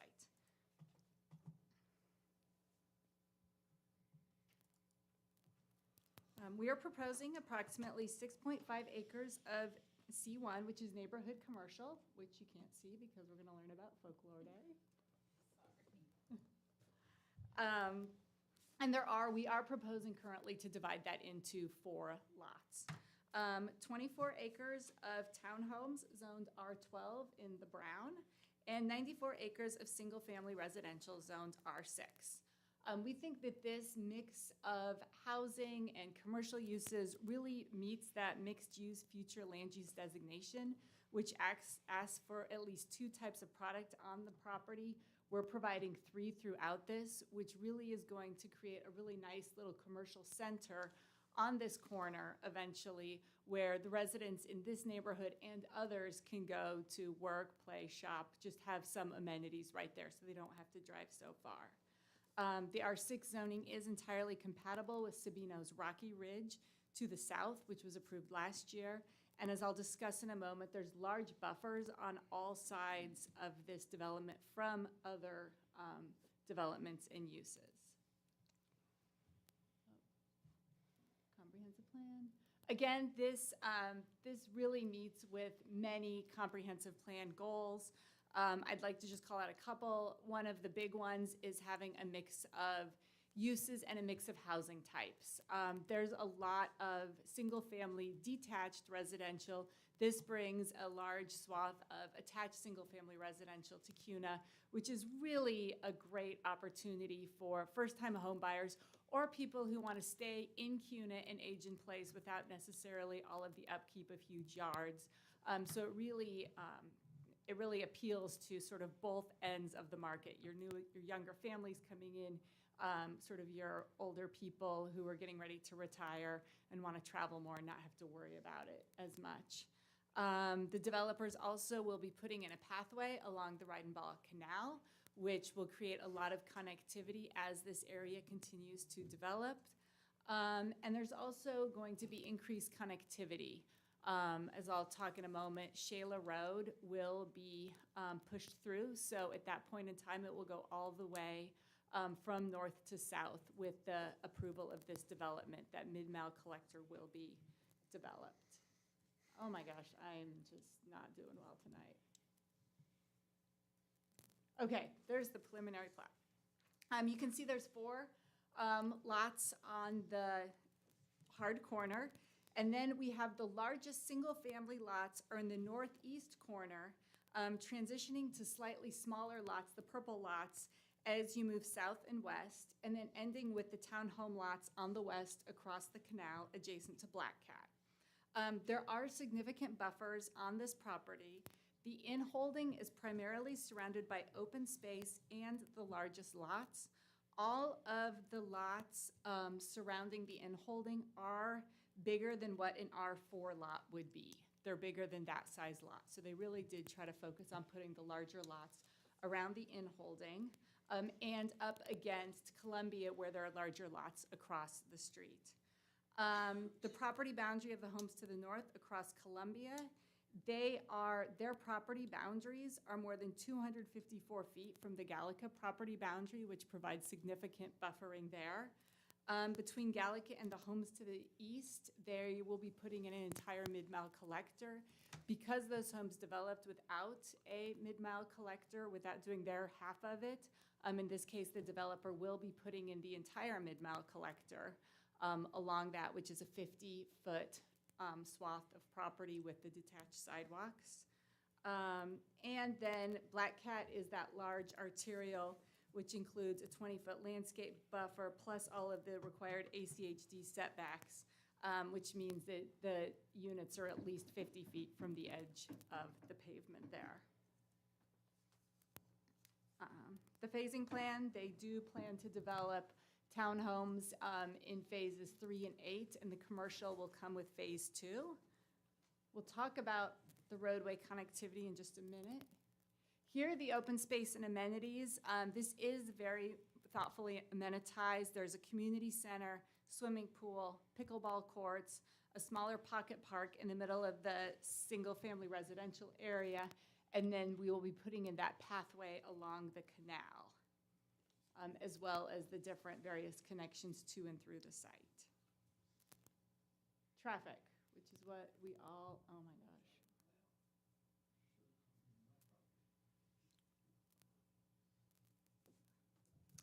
I thought elevations, open space. Where did it go? Oh, it seems to have disappeared. No. Okay, well, there are a lot of, let me see if this one, let me find a good map of the area. Okay, so starting this development, this is a larger development, and there is a lot of traffic mitigation that is being required on Black Cat and on Columbia Road. If you start at Black Cat and starting at the top, starting all the way up at Black Cat and Victory, the developer has been asked to install a light at that intersection, a 3x3 light at that intersection at the time that he goes to plat the 101st residential lot. South of that, the next major intersection is Black Cat and Amity, and there is a roundabout currently scheduled to be constructed there by ACHD. You go down the next one, there at Black Cat and Lake Hazel. There's a roundabout already scheduled to be constructed at that intersection. Below that, you come to Black Hat and Columbia, where on this one, the developer's been asked to construct a signal at the time of the 364th lot. But if you remember, on Season Creek, which we just discussed, he has to construct it now. And so there will be, these multiple developments are being asked to do the same sort of improvements. And so he will be doing that improvement sooner rather than later upon approval of the Season Creek. Then, as you go across on Columbia, the traffic study and ACHD are not requesting any improvements at 10 Mile and Columbia yet, but at the time that he goes to plat the 245th residential lot, he has to provide an updated traffic study and do whatever mitigation is requested at that point in time. Continuing to the east, at Linder and Columbia, he will be putting in a northbound right-hand turn lane. So as you're coming up Linder to turn onto Columbia to sort of get out towards the highway, he'll be putting in the northbound turn lane there. And then at the highway in Columbia, upon request from ITD, there may be, and this is not entirely decided, depending on their plans, there may be a proportionate share impact fee that he pays for that. So there are significant traffic improvements being planned throughout this area. In addition, he will be developing Black Cat and Columbia Road. He will be widening them and putting in full detached sidewalks, curb, gutter, all of those improvements, as we had just discussed. Putting in the Collector Road, Shayla Road coming down, and then along where it's already been, along the bottom of the pink there, on the south part of the property, there's already been a mid-mile collector is anticipated, and to the extent that Sabino's hasn't done their half of it yet, he will be putting in that mid-mile collector there as far as he can, that will ultimately punch out to Black Cat Road. And with that, I would tell you that the townhomes are a really exciting product, and I'll stand for any questions. Are there any questions at this time? Not yet. Not yet. Just one clarification. So the parcel that's kind of in the middle of the kind of the upper R6, Yeah. that's not part of this application. That's, what are the plans for that? This is all, this sort of, both these purple colors are all the, are all R6. These are just the larger lot, Right, but more of a state. the white spot in the middle there. The white is, that's 3 large in-holding lots. Okay, must be you guys then. Yes. Okay, thank you. Okay, any other questions at this time? No. Okay, thank you. All right. Then we'll go ahead and open up the public testimony at 7:52. And I guess we'll start in the in favor column and have listed to testify Jim Grow.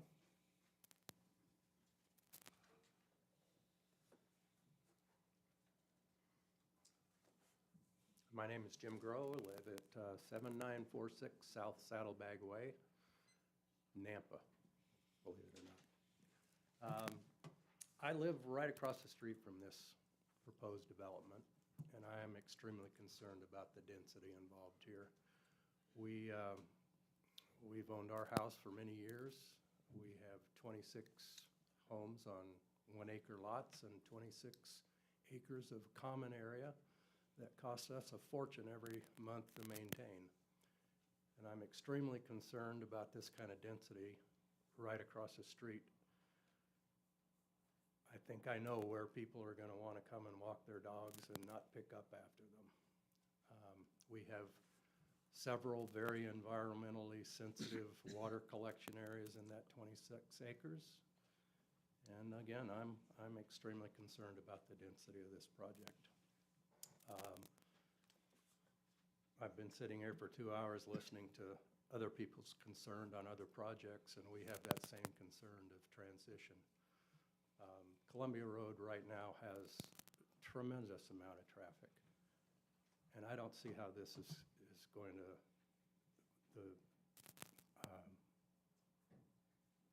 the things that they're going to do or they say they're going to do to try to improve the traffic flow.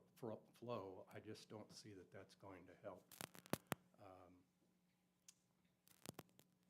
Again, the traffic is a big concern. The density of this project is a big concern. And I would encourage you to go down to R4 at least. Thank you. Right, thank you. Okay, and then next I have listed to testify Renee Stewart. Could you please state your name and address for the record, please? Okay, Renee Stewart, 8475 South Black Cat Road, Nampa. Well, my biggest concern is the density. I looked at the FLUM and Envision CUNA comprehensive plan, and it seems to contradict what this plan is set to do. We're currently zoned agriculture, and 5D identifies specific strategies to preserve open space, agricultural lands, and heritage. Well, everywhere I look, our agricultural land is not being preserved. Our agricultural land is being eaten up by high-density subdivisions. It also says that, you know, the future land use plan lists medium density. 615 residential lots is not medium density, especially the townhouses that are being proposed crammed into the lots along Black Cat Road. And if you look at the proposed elevations of the townhouses, there's no garages, there's no parking lots. I don't know where all these houses are going to put their cars.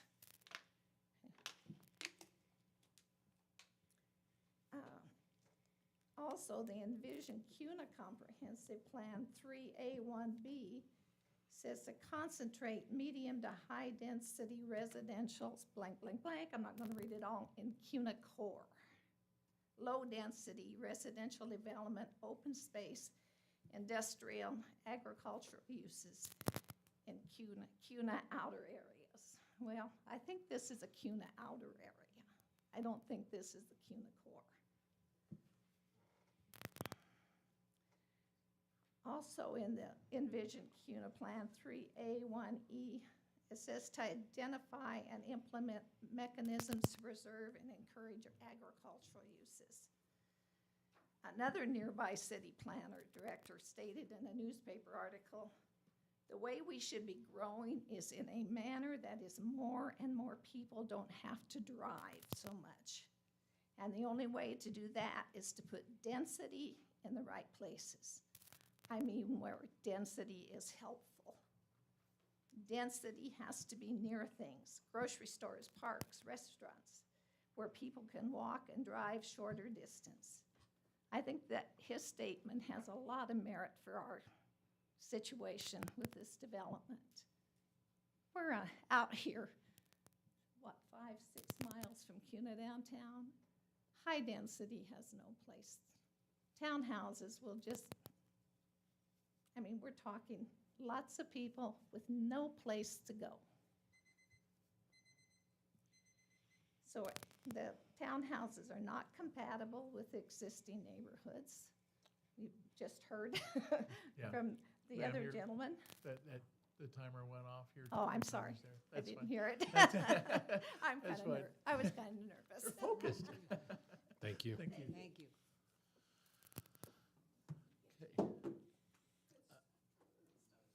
Let's see. Next I have listed and marked to testify Andrew Bills.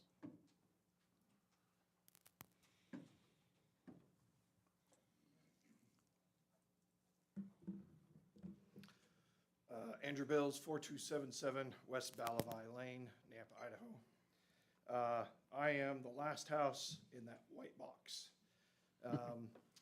I am a fifth-generation native Idahoan. That house that we bought was actually built by my in-laws. So a lot of roots in the community. My my family's been very instrumental in building, developing inside of the Treasure Valley, all the way from Garden City, all the way out to Nampa. All that being said, there's, like a lot of people have said before, there's a responsible way of doing things. And our 12 townhomes on Black Cat Road, where the future land use of directly across the street, according to your own future land use plan, is agricultural. There's not a future land use plan for directly across the street from Black Cat, where the county line ends soon, for anything other than agricultural. So you're gonna have townhomes and then your agricultural. So it raises a lot of question marks. I'm gonna hit the same thing everybody else has with traffic. In the 3 minutes that I've got to talk here, to get to this meeting at 5:30 tonight, to turn left on Columbia, I timed it on my stopwatch. It took me 2 minutes and 42 seconds to turn left. So traffic already coming from Nampa through Columbia to hit 10 Mile to go to the interchange is already high. So trying to teach my 15-year-old daughter to drive every morning has been interesting. More so from a personal standpoint, this development group in the last 2 years since they started, we had a first community meeting 2 years ago. They have not approached a single homeowner on Balavai on how to integrate, how to work with us, how to see what can be done. They are setting us up for failure. They're putting commercial directly against our lane where there's gonna be a minimum of 2, if not 3 or 4 driveways into those commercials. And then saying there's already existing drive, a 1/10 of a mile down the road across the street. Pulling in and out of our lane is going to become near impossible. There was opportunity for them to approach us to figure out how do we integrate, connect roads, how do we, there was not even, we were not even broached with the question. We weren't even asked, could we get involved? So it was something that should have, in my opinion, been done and wasn't. So that's all I've got. Thank you. Thank you. Okay. Next, I have listed to testify Tamara Hugh. I'm not saying it right. I know. Ouch.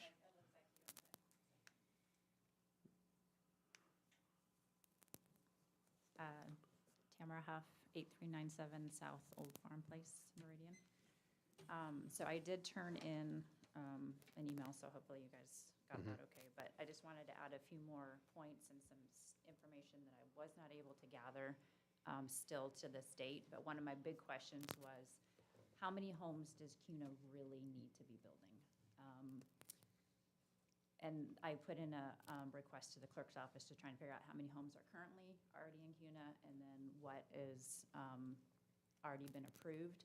I kind of went through the websites, your maps online, and it looks like you guys have already approved 3,000 residential, whatever variances those could be. So in reality, we don't need another huge subdivision, let alone townhomes. And that sort of stuff put right in the middle of, there's agricultural land all the way around and things like that. And my other concern is our schools. When we moved here, we could have, our kids could have walked across the street to Crimson Point. We chose to drive them all the way into Boise to get smaller schools. So in that diagram that I included in my packet, you see that every single school, except for some of the middle schools, are already at capacity and over capacity. So the bond failed this year. We have 17,000 voters in the city of CUNA. Only like 2,000 people voted on the bond, and only 1,000 of them voted for it.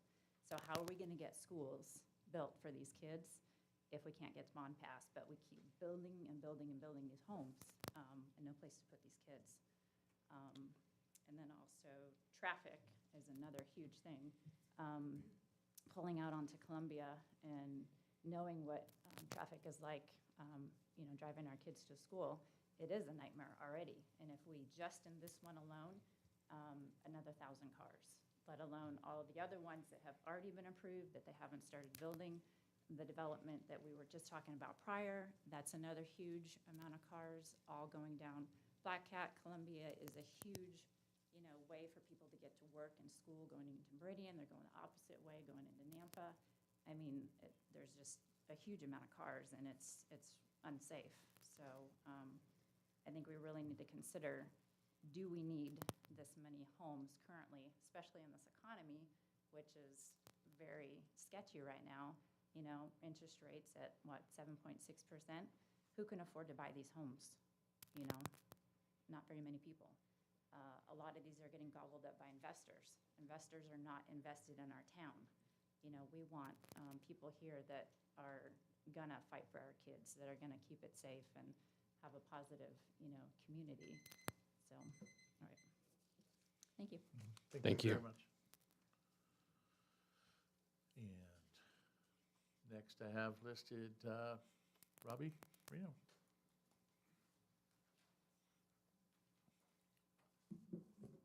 Robbie Reno, CUNA School District, 711 East Porter Street, CUNA, Idaho. I agree a lot with what she said about the bond. This is in the Crimson Point school zone. Currently, Crimson Point is at 91%. So that means there's about 508 students that are able to go to Crimson Point, and 484 students currently attend that school. We don't know till the 5th day what our current enrollment is because school hasn't come, but we're expecting it to be high. So with Sabiano's Ridge and other development to the south that's north of Crimson Point currently, adding this would just put that school way over until we can pass a bond to build another school to alleviate Silver Trail, Crimson Point. This one will be hard to fit into our plan, and until we can pass those bonds to follow our 10-year plan to keep up with this growth. So I stand for it. That's all I have to say. Thank you. Thank you.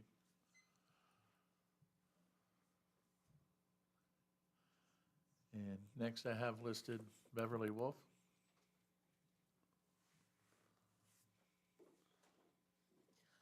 Beverly Wolf, 3420 West Commemoration. Okay, Public Works. When I read the Public Works in your packet, it said, planned to flow to future regional lift station not currently constructed. How do you prove 132 acres of development and there's no sewer and it's not even built yet? I'm just curious. I looked through the packet, I kept going through the list. I could not find the letter from the school district. Was there one in the packet?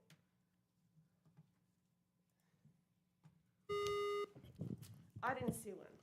Okay, well, I just have questions. Back to sewer, back to schools. Who pays for everything? Well, the developers pay for a lot, I get that. Except on the other side of it, I have to pay for the schools. I have to pay for the roads. I have to pay for the safety. I have to pay for the cost of the infrastructure that they don't pay for because they don't pay 100% of the roads. They don't pay 100% of all the infrastructure like the sewers. Whatever they don't cover, you're going to put a bond or a levy on us for that infrastructure as well as the bonds for the school district. So I'm going to quote something from your website. It says, not to be contrary to public interest, a literal enforcement of the zoning title will result in unnecessary hardship. So I ask for your wisdom. What are you voting for? Are you voting for the people or the developers? And I'm not against developers, but I think you need to pull your map.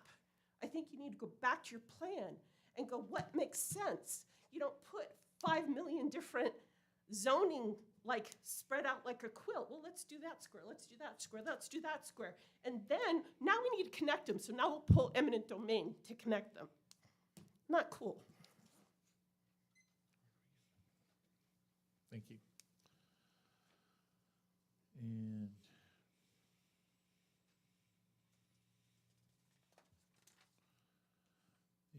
I'm sorry, this person did not mark whether they wanted to testify or not. Sandy Whitehead?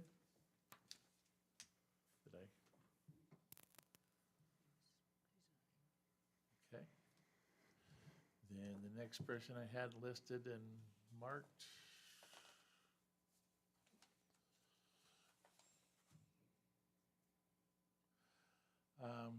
Let's see, Jerry Frederick had already sent in a letter.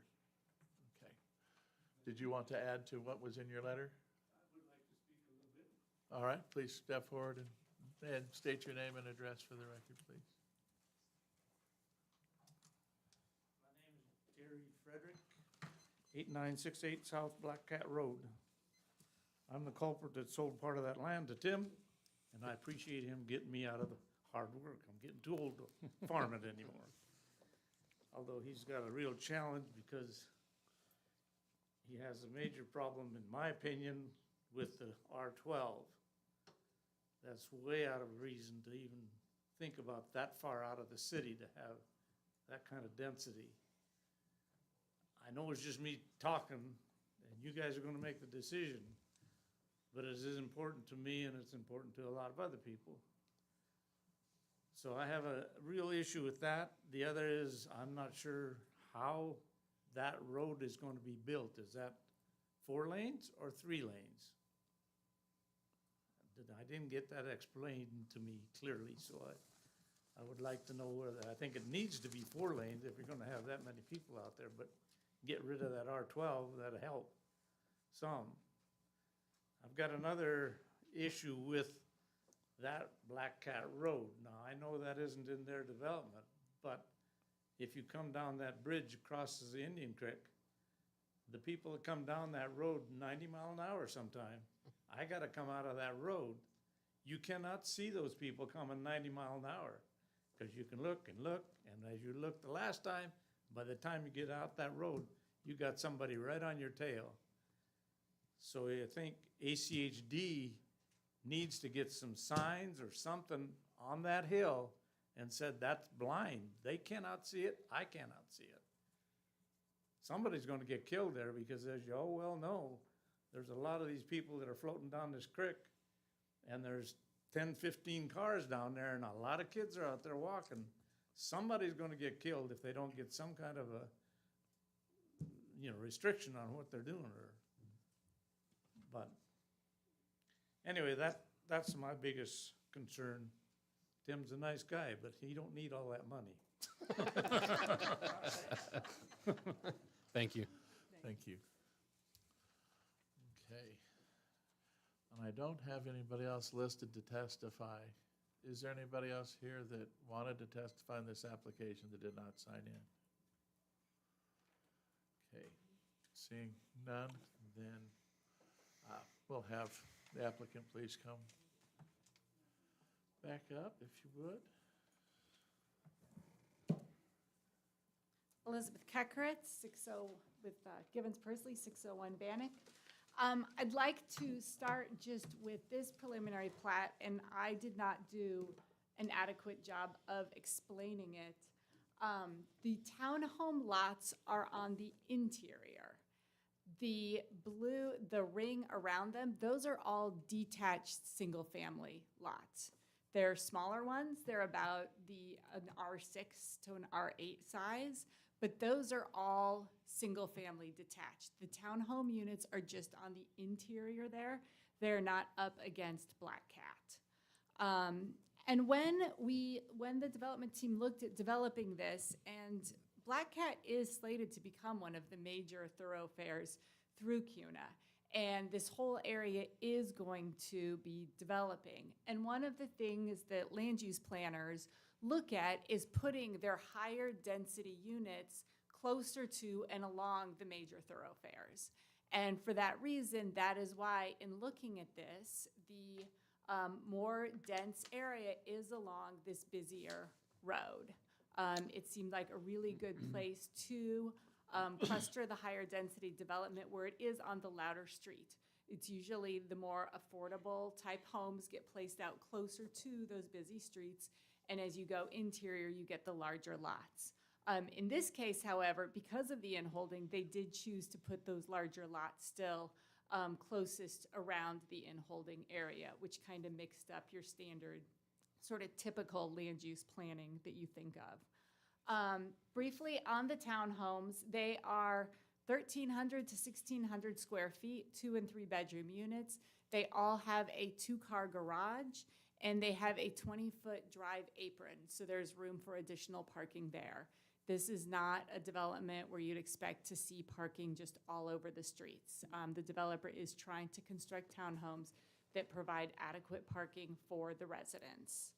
And traffic. I mean, we've gone around this before. We hire traffic engineers who sometimes, sort of shockingly to me, go to school to study just traffic and get specialized degrees in just traffic and really focus on these different, on what can be done to alleviate traffic, to make traffic flow better, to really mitigate the effects of these developments. And in this case, traffic engineers were hired. ACHD acts as the watchdog on them. They make sure that they agree with what they're doing. In this case, it went back and forth like it often does 2, 3 times, maybe even 4 times, to make sure that ACHD agreed with what was being presented, that they agreed with all the traffic numbers. And they're the ones that said, these are the mitigations that we think are important and are necessary here. And so that is how we ended up on all of these various mitigations that we are doing. Currently, Black Cat is slated in this area, and Mr. Eck is being asked to develop it as a 3-lane road. I don't know what the long-term plan for it is here, but right now it's going to be developed as 3 lanes, north, south, center lane, as is Columbia is also slated, and I don't know what Columbia is right now there, but they will both be developed on the boundaries of his property with the curb, gutter, detached sidewalks, and that full wider road.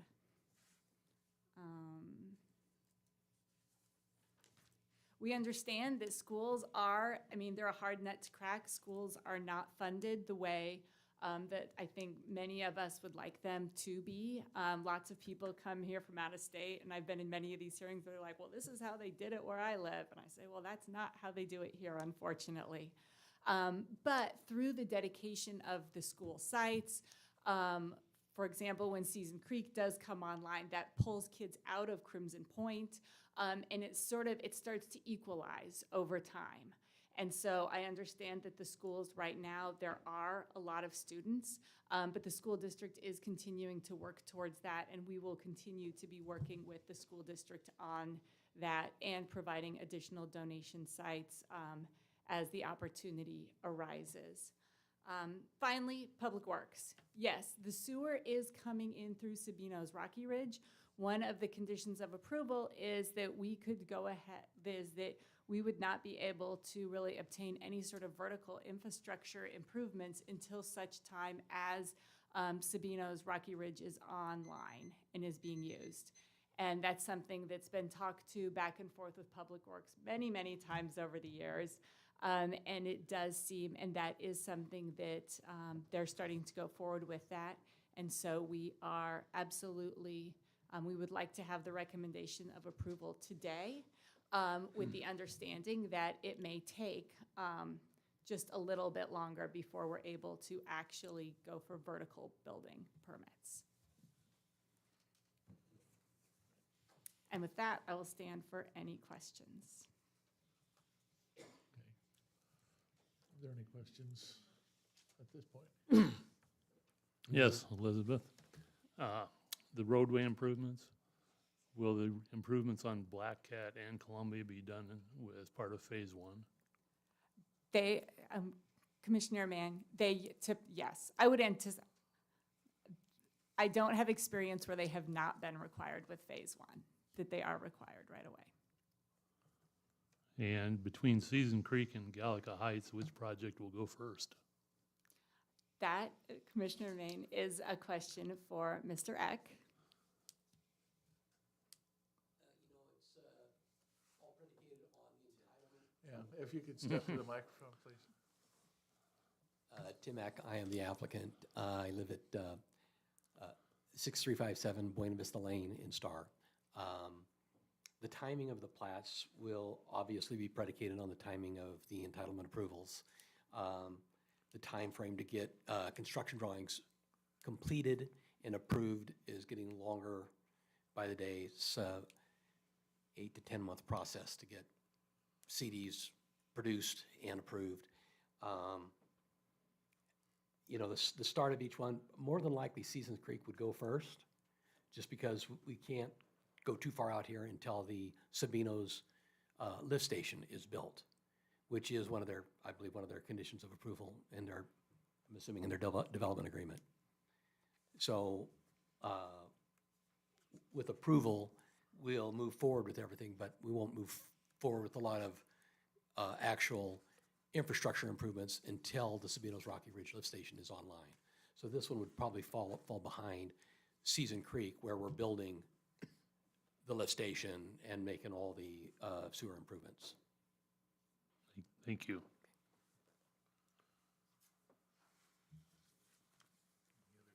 Any other questions at this time?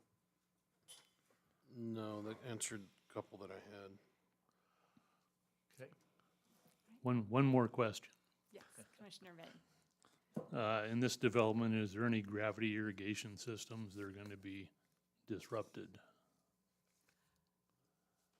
Commissioner Maine, I am going to once again defer to Mr. Eck. Commissioner Maine, Tim Eck again, 6357 Buena Vista Lane, Star. We don't have the legal right to restrict gravity irrigation. So the gravity irrigation, the main canal that runs through there, the green pathway that you see is a large irrigation canal, and that is left in open space undisturbed. Are there any, excuse me, are there any supply ditches that run to the subdivision that's going to be staying in the middle of your project? Yeah, the green canal through there is I believe that is a supply ditch. Commissioner May, to the extent that there are other any sort of ditches on the property, we would be working with the companies to make sure those are tiled and taken care of. One of the things that does always come up in all of these developments is at the time that we go to cross the canal, do anything with the canal, there's a lot of back and forth with the irrigation companies. I'm not entirely sure who owns the Reidenbach Canal, but it's definitely a matter of timing because you have to make sure your engineering drawings are approved so that you can get in there as soon as they shut off the water because the contracts are very strict. You have to be out of there by a certain date. There's a lot that goes into that sort of negotiation back and forth, and the timing is really key because we've had people miss the timing and they're out for a year. Thank you. All right, thank you. I'll close the public testimony at 8:22.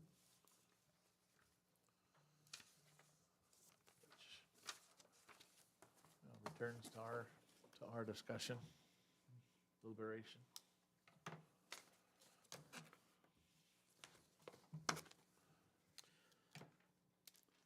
Well, I'll throw it out again. Why not? I like a lot more of the open space and the amenities in this. I think the commercial's a little small for that area. If you're gonna put this density in and say that it's got the commercial to supply it, it seems like it's awfully small considering the townhouses and that other area. And I tend to also agree that transition over there along Black Cat, even though it is single family, and that was a nice clarification, they're still a lot smaller than anything else. They're 4,000 to about 4,200 square foot lots, where the others are range between 5 and almost 6,800 square feet for the same R6 designation. So you're kind of on the bottom border of R6 to almost bigger along that Black Cat transition, where you've got agriculture on the other side. I don't know if we've got that transition too well. in my opinion. I do like the open spaces, the connectivity between this, as it's laid out on these plats, is far better than the last one, so I appreciate that. Yeah, the in-holding part, I have I mean, they show a driveway going up into, off the preliminary plat, they show a driveway going into the commercial, but I'm wondering how that's gonna work. It seems like, from what I remember, that's awfully close to your main intersection at Black Cat and Columbia, from what ACHD usually, well, I guess it's ITD that's really kicks it out, but that's still gonna push a lot of people, I think, moving in along that parcel for the in-holding group. So I'm concerned as well. I'm not sure, it's a lot of houses out there, and I'm not really sure we need quite that density out there yet.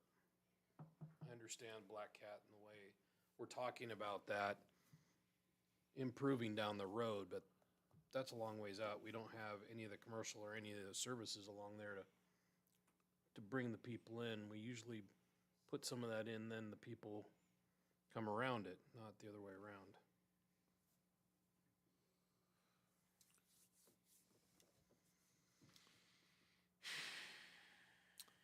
Yeah, when I looked at this along Black Cat, I said, holy cow, that is a dense development.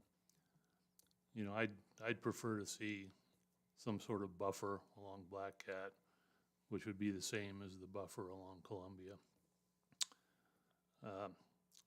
Secondly, if they say that Black Cat is going to become one of the main arteries, similar to 10 Mile, well, 10 Mile is up to 5 lanes now. So how do we get 2 more lanes out of Black Cat down the road when ACHD decides to make that 5 lanes? And additionally, from the townhomes, there isn't any way to actually walk to the commercial area without going out on the sidewalk on Black Cat to Columbia and then back in. You know, I'd like to see some kind of a connection there. But mostly I'd like to see some kind of a buffer on Black Cat. And maybe you could explain are those townhomes in the middle? And how is parking accessed in those buildings?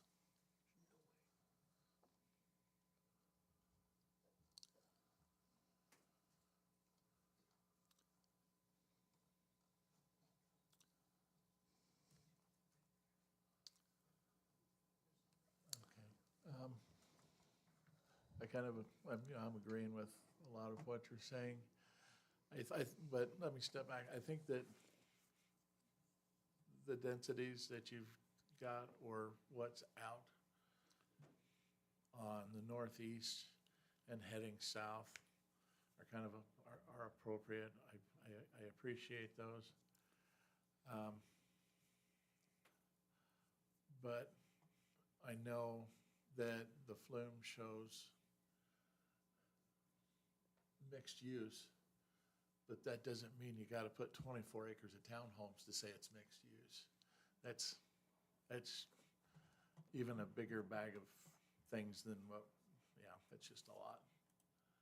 By almost double what I would anticipate for townhomes. That's just a lot for, you know, like I said, I understand mixed use. I understand making transitions. I understand that, but I don't know, I can't get on board with. Yeah, it's 4 times the commercial 18 size. acres of ish, 17 acres of townhomes. And especially on Black Hat and Columbia at this time. I know growth is happening, I know we're spreading, I know we're doing all of that. But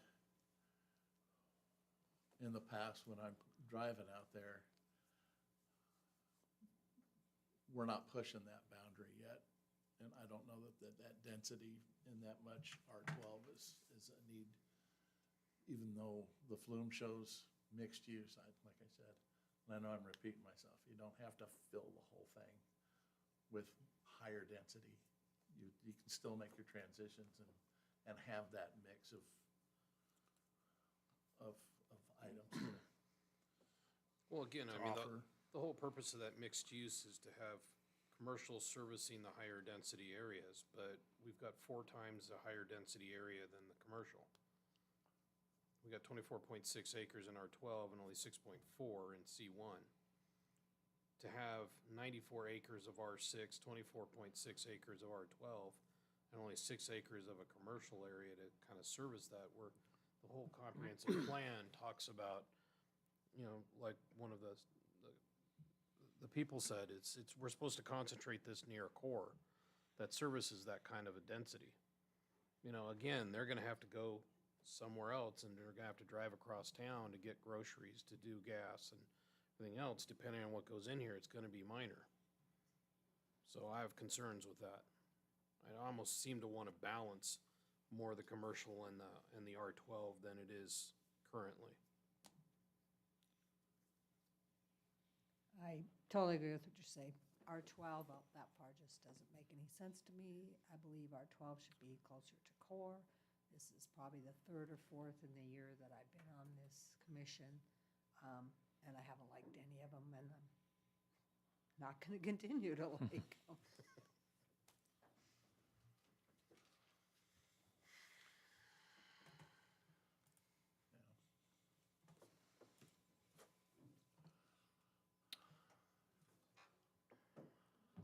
I'm not sure how to fully address the R12 without something, because that would be like a huge redo.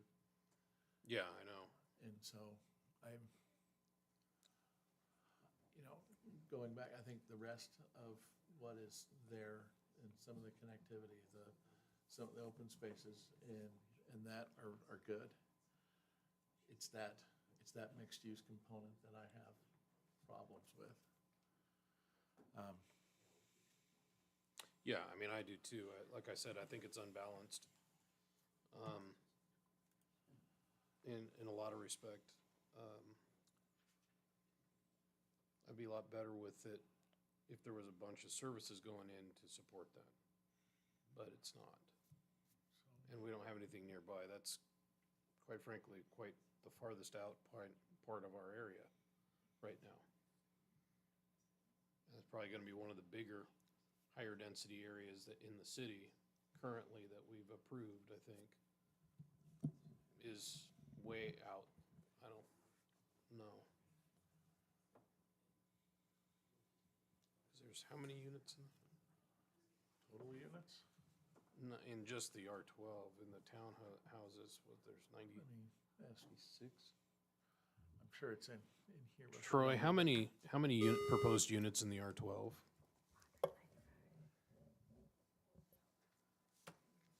I'll make you look. Looks like there's over 200 lots. According to the application, it's 195. For the And R12? that's for the townhomes. Okay, thank you. But not all R12 is townhomes. Some of it is single family. That's in Exhibit 2.1. Yep.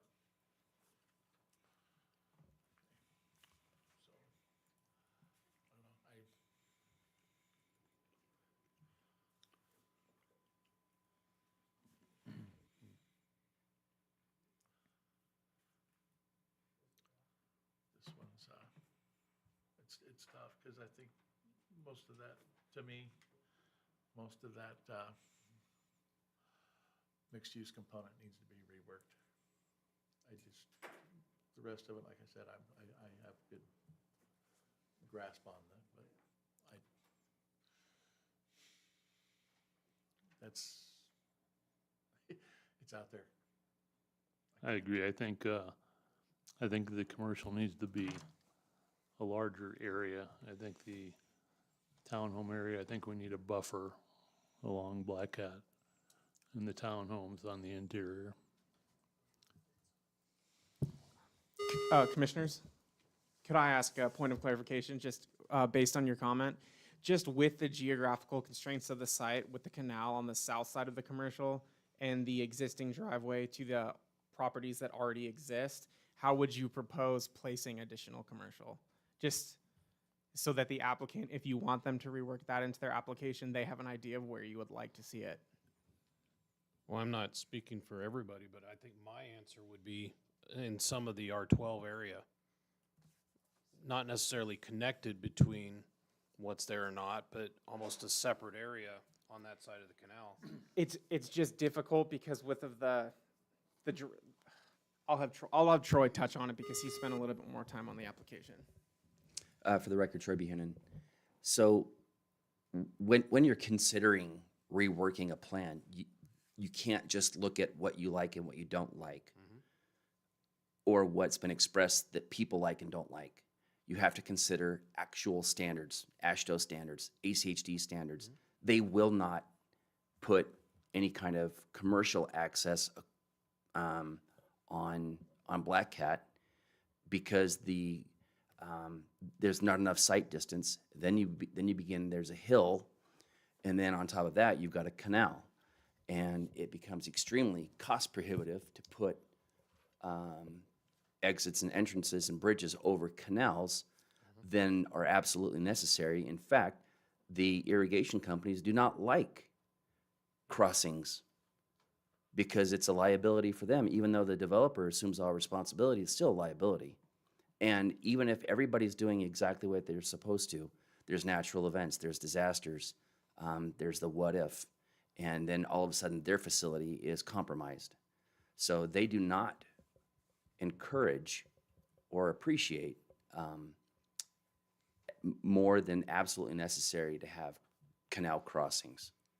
And that's why we have the standards and we have sight distance requirements for entrances, for exits. Correct, but if you look at Exhibit 2.18, the preliminary plat, there shows a driveway up there on that very left side of Black Cat where the commercial comes in. And I don't see how that's accurate, given especially what you said, plus what I know. That was a question I was going to bring up here shortly, but we've got access there that doesn't look accurate either. So are you talking about Exhibit 2.18, the preliminary plat? Yes. And the furthest, well, there's only one entrance onto Black Cat. Yes, just above the canal. So every property, I'm sorry? Every property in the state of Idaho is required to have public right-of-way access. But there's not on the corner, no. On the Were you talking about in the, oh, I see what you're saying. You're talking about the existing, there is an existing paved surface on the north side of the canal. Is that what you're referring to? it's not marked, so it's hard to Yeah, know what that's all that is. That is, if you've been out there, or even if you look at the aerials, that's what that is. That is not a proposed entrance. It's going to be an abandoned. Yes, Okay. that is Shouldn't that be correct. taken off the preliminary plat? It doesn't, it belongs on the preliminary plat. It's intended to show what currently exists out in the field. It would be an irregularity to remove something like that. I would think the preliminary plat would show what's supposed to exist after It does exist. not. But Well, then I guess then we wander into the argument of, do we show existing lot lines that are neighboring? They're not a part of the plat either. So the preliminary plat shows existing conditions. It shows contours. It shows the canal. It shows this. I guess maybe Dana's question is, would that be closed and if a commercial development went in based on ACHD's requirements? Yeah. It would Because not that be goes- allowed. Okay. That goes back to what you were saying, is saying that, well, you can't put commercial down on that side of the canal because you don't have access, and that was just my point of clarification. Gotcha. It shows one, so that's gonna Yeah. be abandoned. It shows an existing one, as should every preliminary plat. But you are correct. The AASHTO and the ACHD standards will prevail Even if one is proposed in the wrong spot, ACHD will not sign the final plat. Well, understood, but we're trying to understand Sure. what, you asked us the question of what we are looking to try to see. Sure. And so we're just simply Yeah, stating. that will be removed. Okay. Thank you. Well, I think, you know, if you get kind of hemmed in with commercial and inabilities to enlarge that, it, you know, kind of it just makes it even more reason to, I'm not stating this very well, but more reason to not have near as much R12. And I think if something came back, I'd maybe adjust what they're asking for R12, even though it's in a mixed-use zone. Half at least of that townhomes need to go away.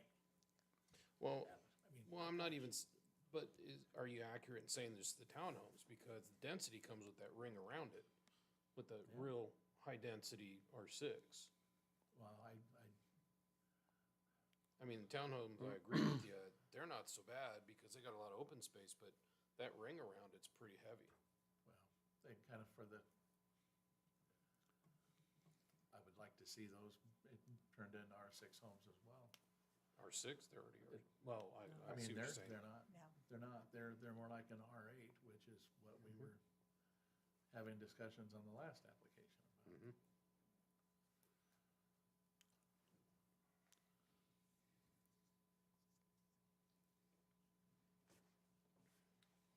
Yeah, I don't know. I'm not quite sure what to suggest. There's a lot of things I have not fully got my head wrapped around on this. Maybe it would be worth possibly tabling this to the next meeting to give, at least maybe for me at least, time to digest this a little bit more, to get my head wrapped around some of this. Yeah, I mean, we've had good clarification from both staff as well as applicant on kind of what the intent is and what we're facing geographically. So I tend to agree because I have to think this differently than, you know, after what Troy and Doug had said.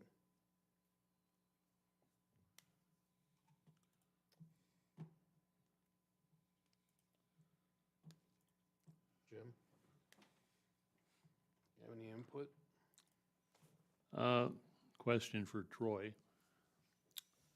So would there be an issue putting commercial the entire length of Black Cat in that frontage and still using the same entrance that's there currently? I would defer that question to our Economic Development Director.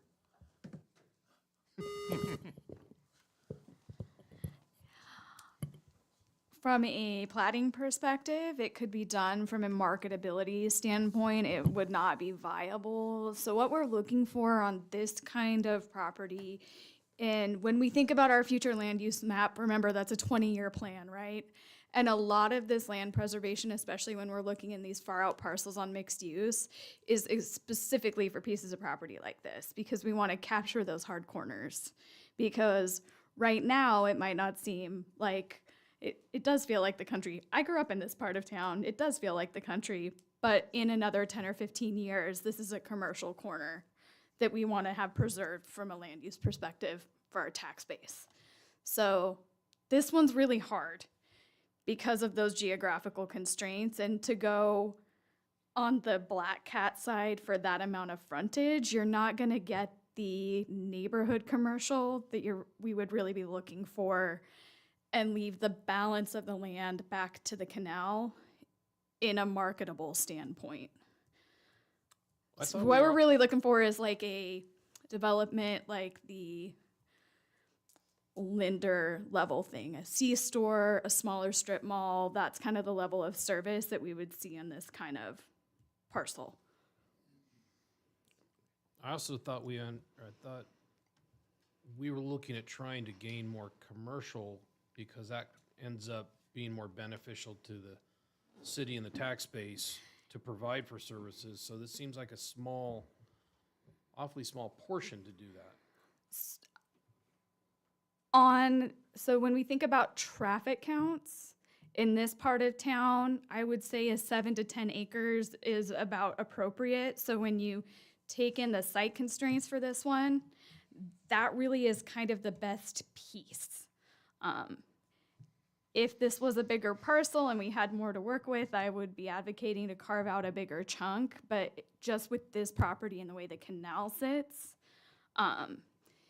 so if you took a standard ACHD 330 feet back for a strip mall, that's gonna leave a really weird balance there in that curve of the canal. So the Black Cat side doesn't work that great.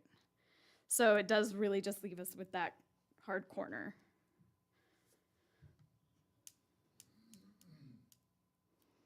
If I thought I could sell 20 acres that far out of town, I would go for it, but I just don't think that that's viable.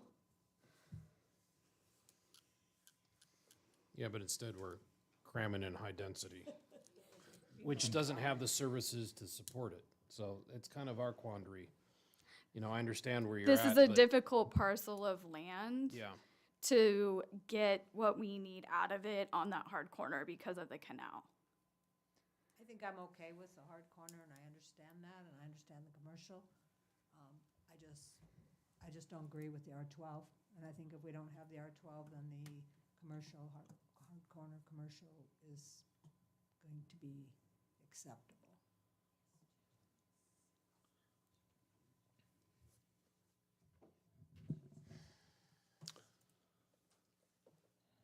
Well, I think that if we're stuck with the commercial as it is, that we need to buffer Black Cat and we need to reduce the R12 by 50% or so.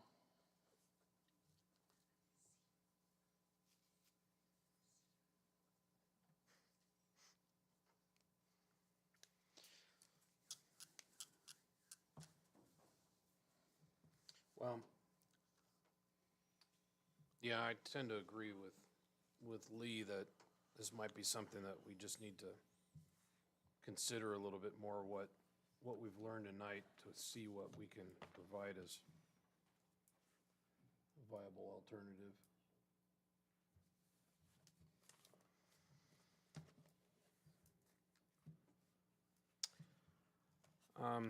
In that case, Mr. Chairman, I move we table 22-07-ZC, 22-05-PUD, 22-15-S, 22-08-SUP, and 2234-DR to the next planning and zoning. Commissioners, for the record, Doug Hanson, CUNA Planning and Zoning. Staff would also recommend this item be tabled to a date uncertain, as I'm not sure this could be accomplished in 3 weeks.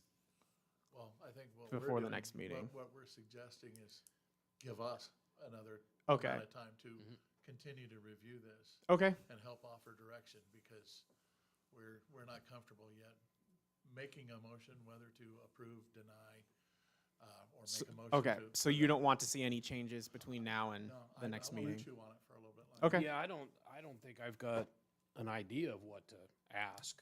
That's kind of what I'm striving for, is just give us a little bit of time in order to try to come up with something. Okay. So what is the date of the next? That would be September 12th. Okay, thank you. So again, I motion to table these case numbers to the next planning and zoning meeting on a date of September 12th, 2023. Second. All in favor? Aye. Aye. Aye. Okay. We'll come back and ponder this a little bit more.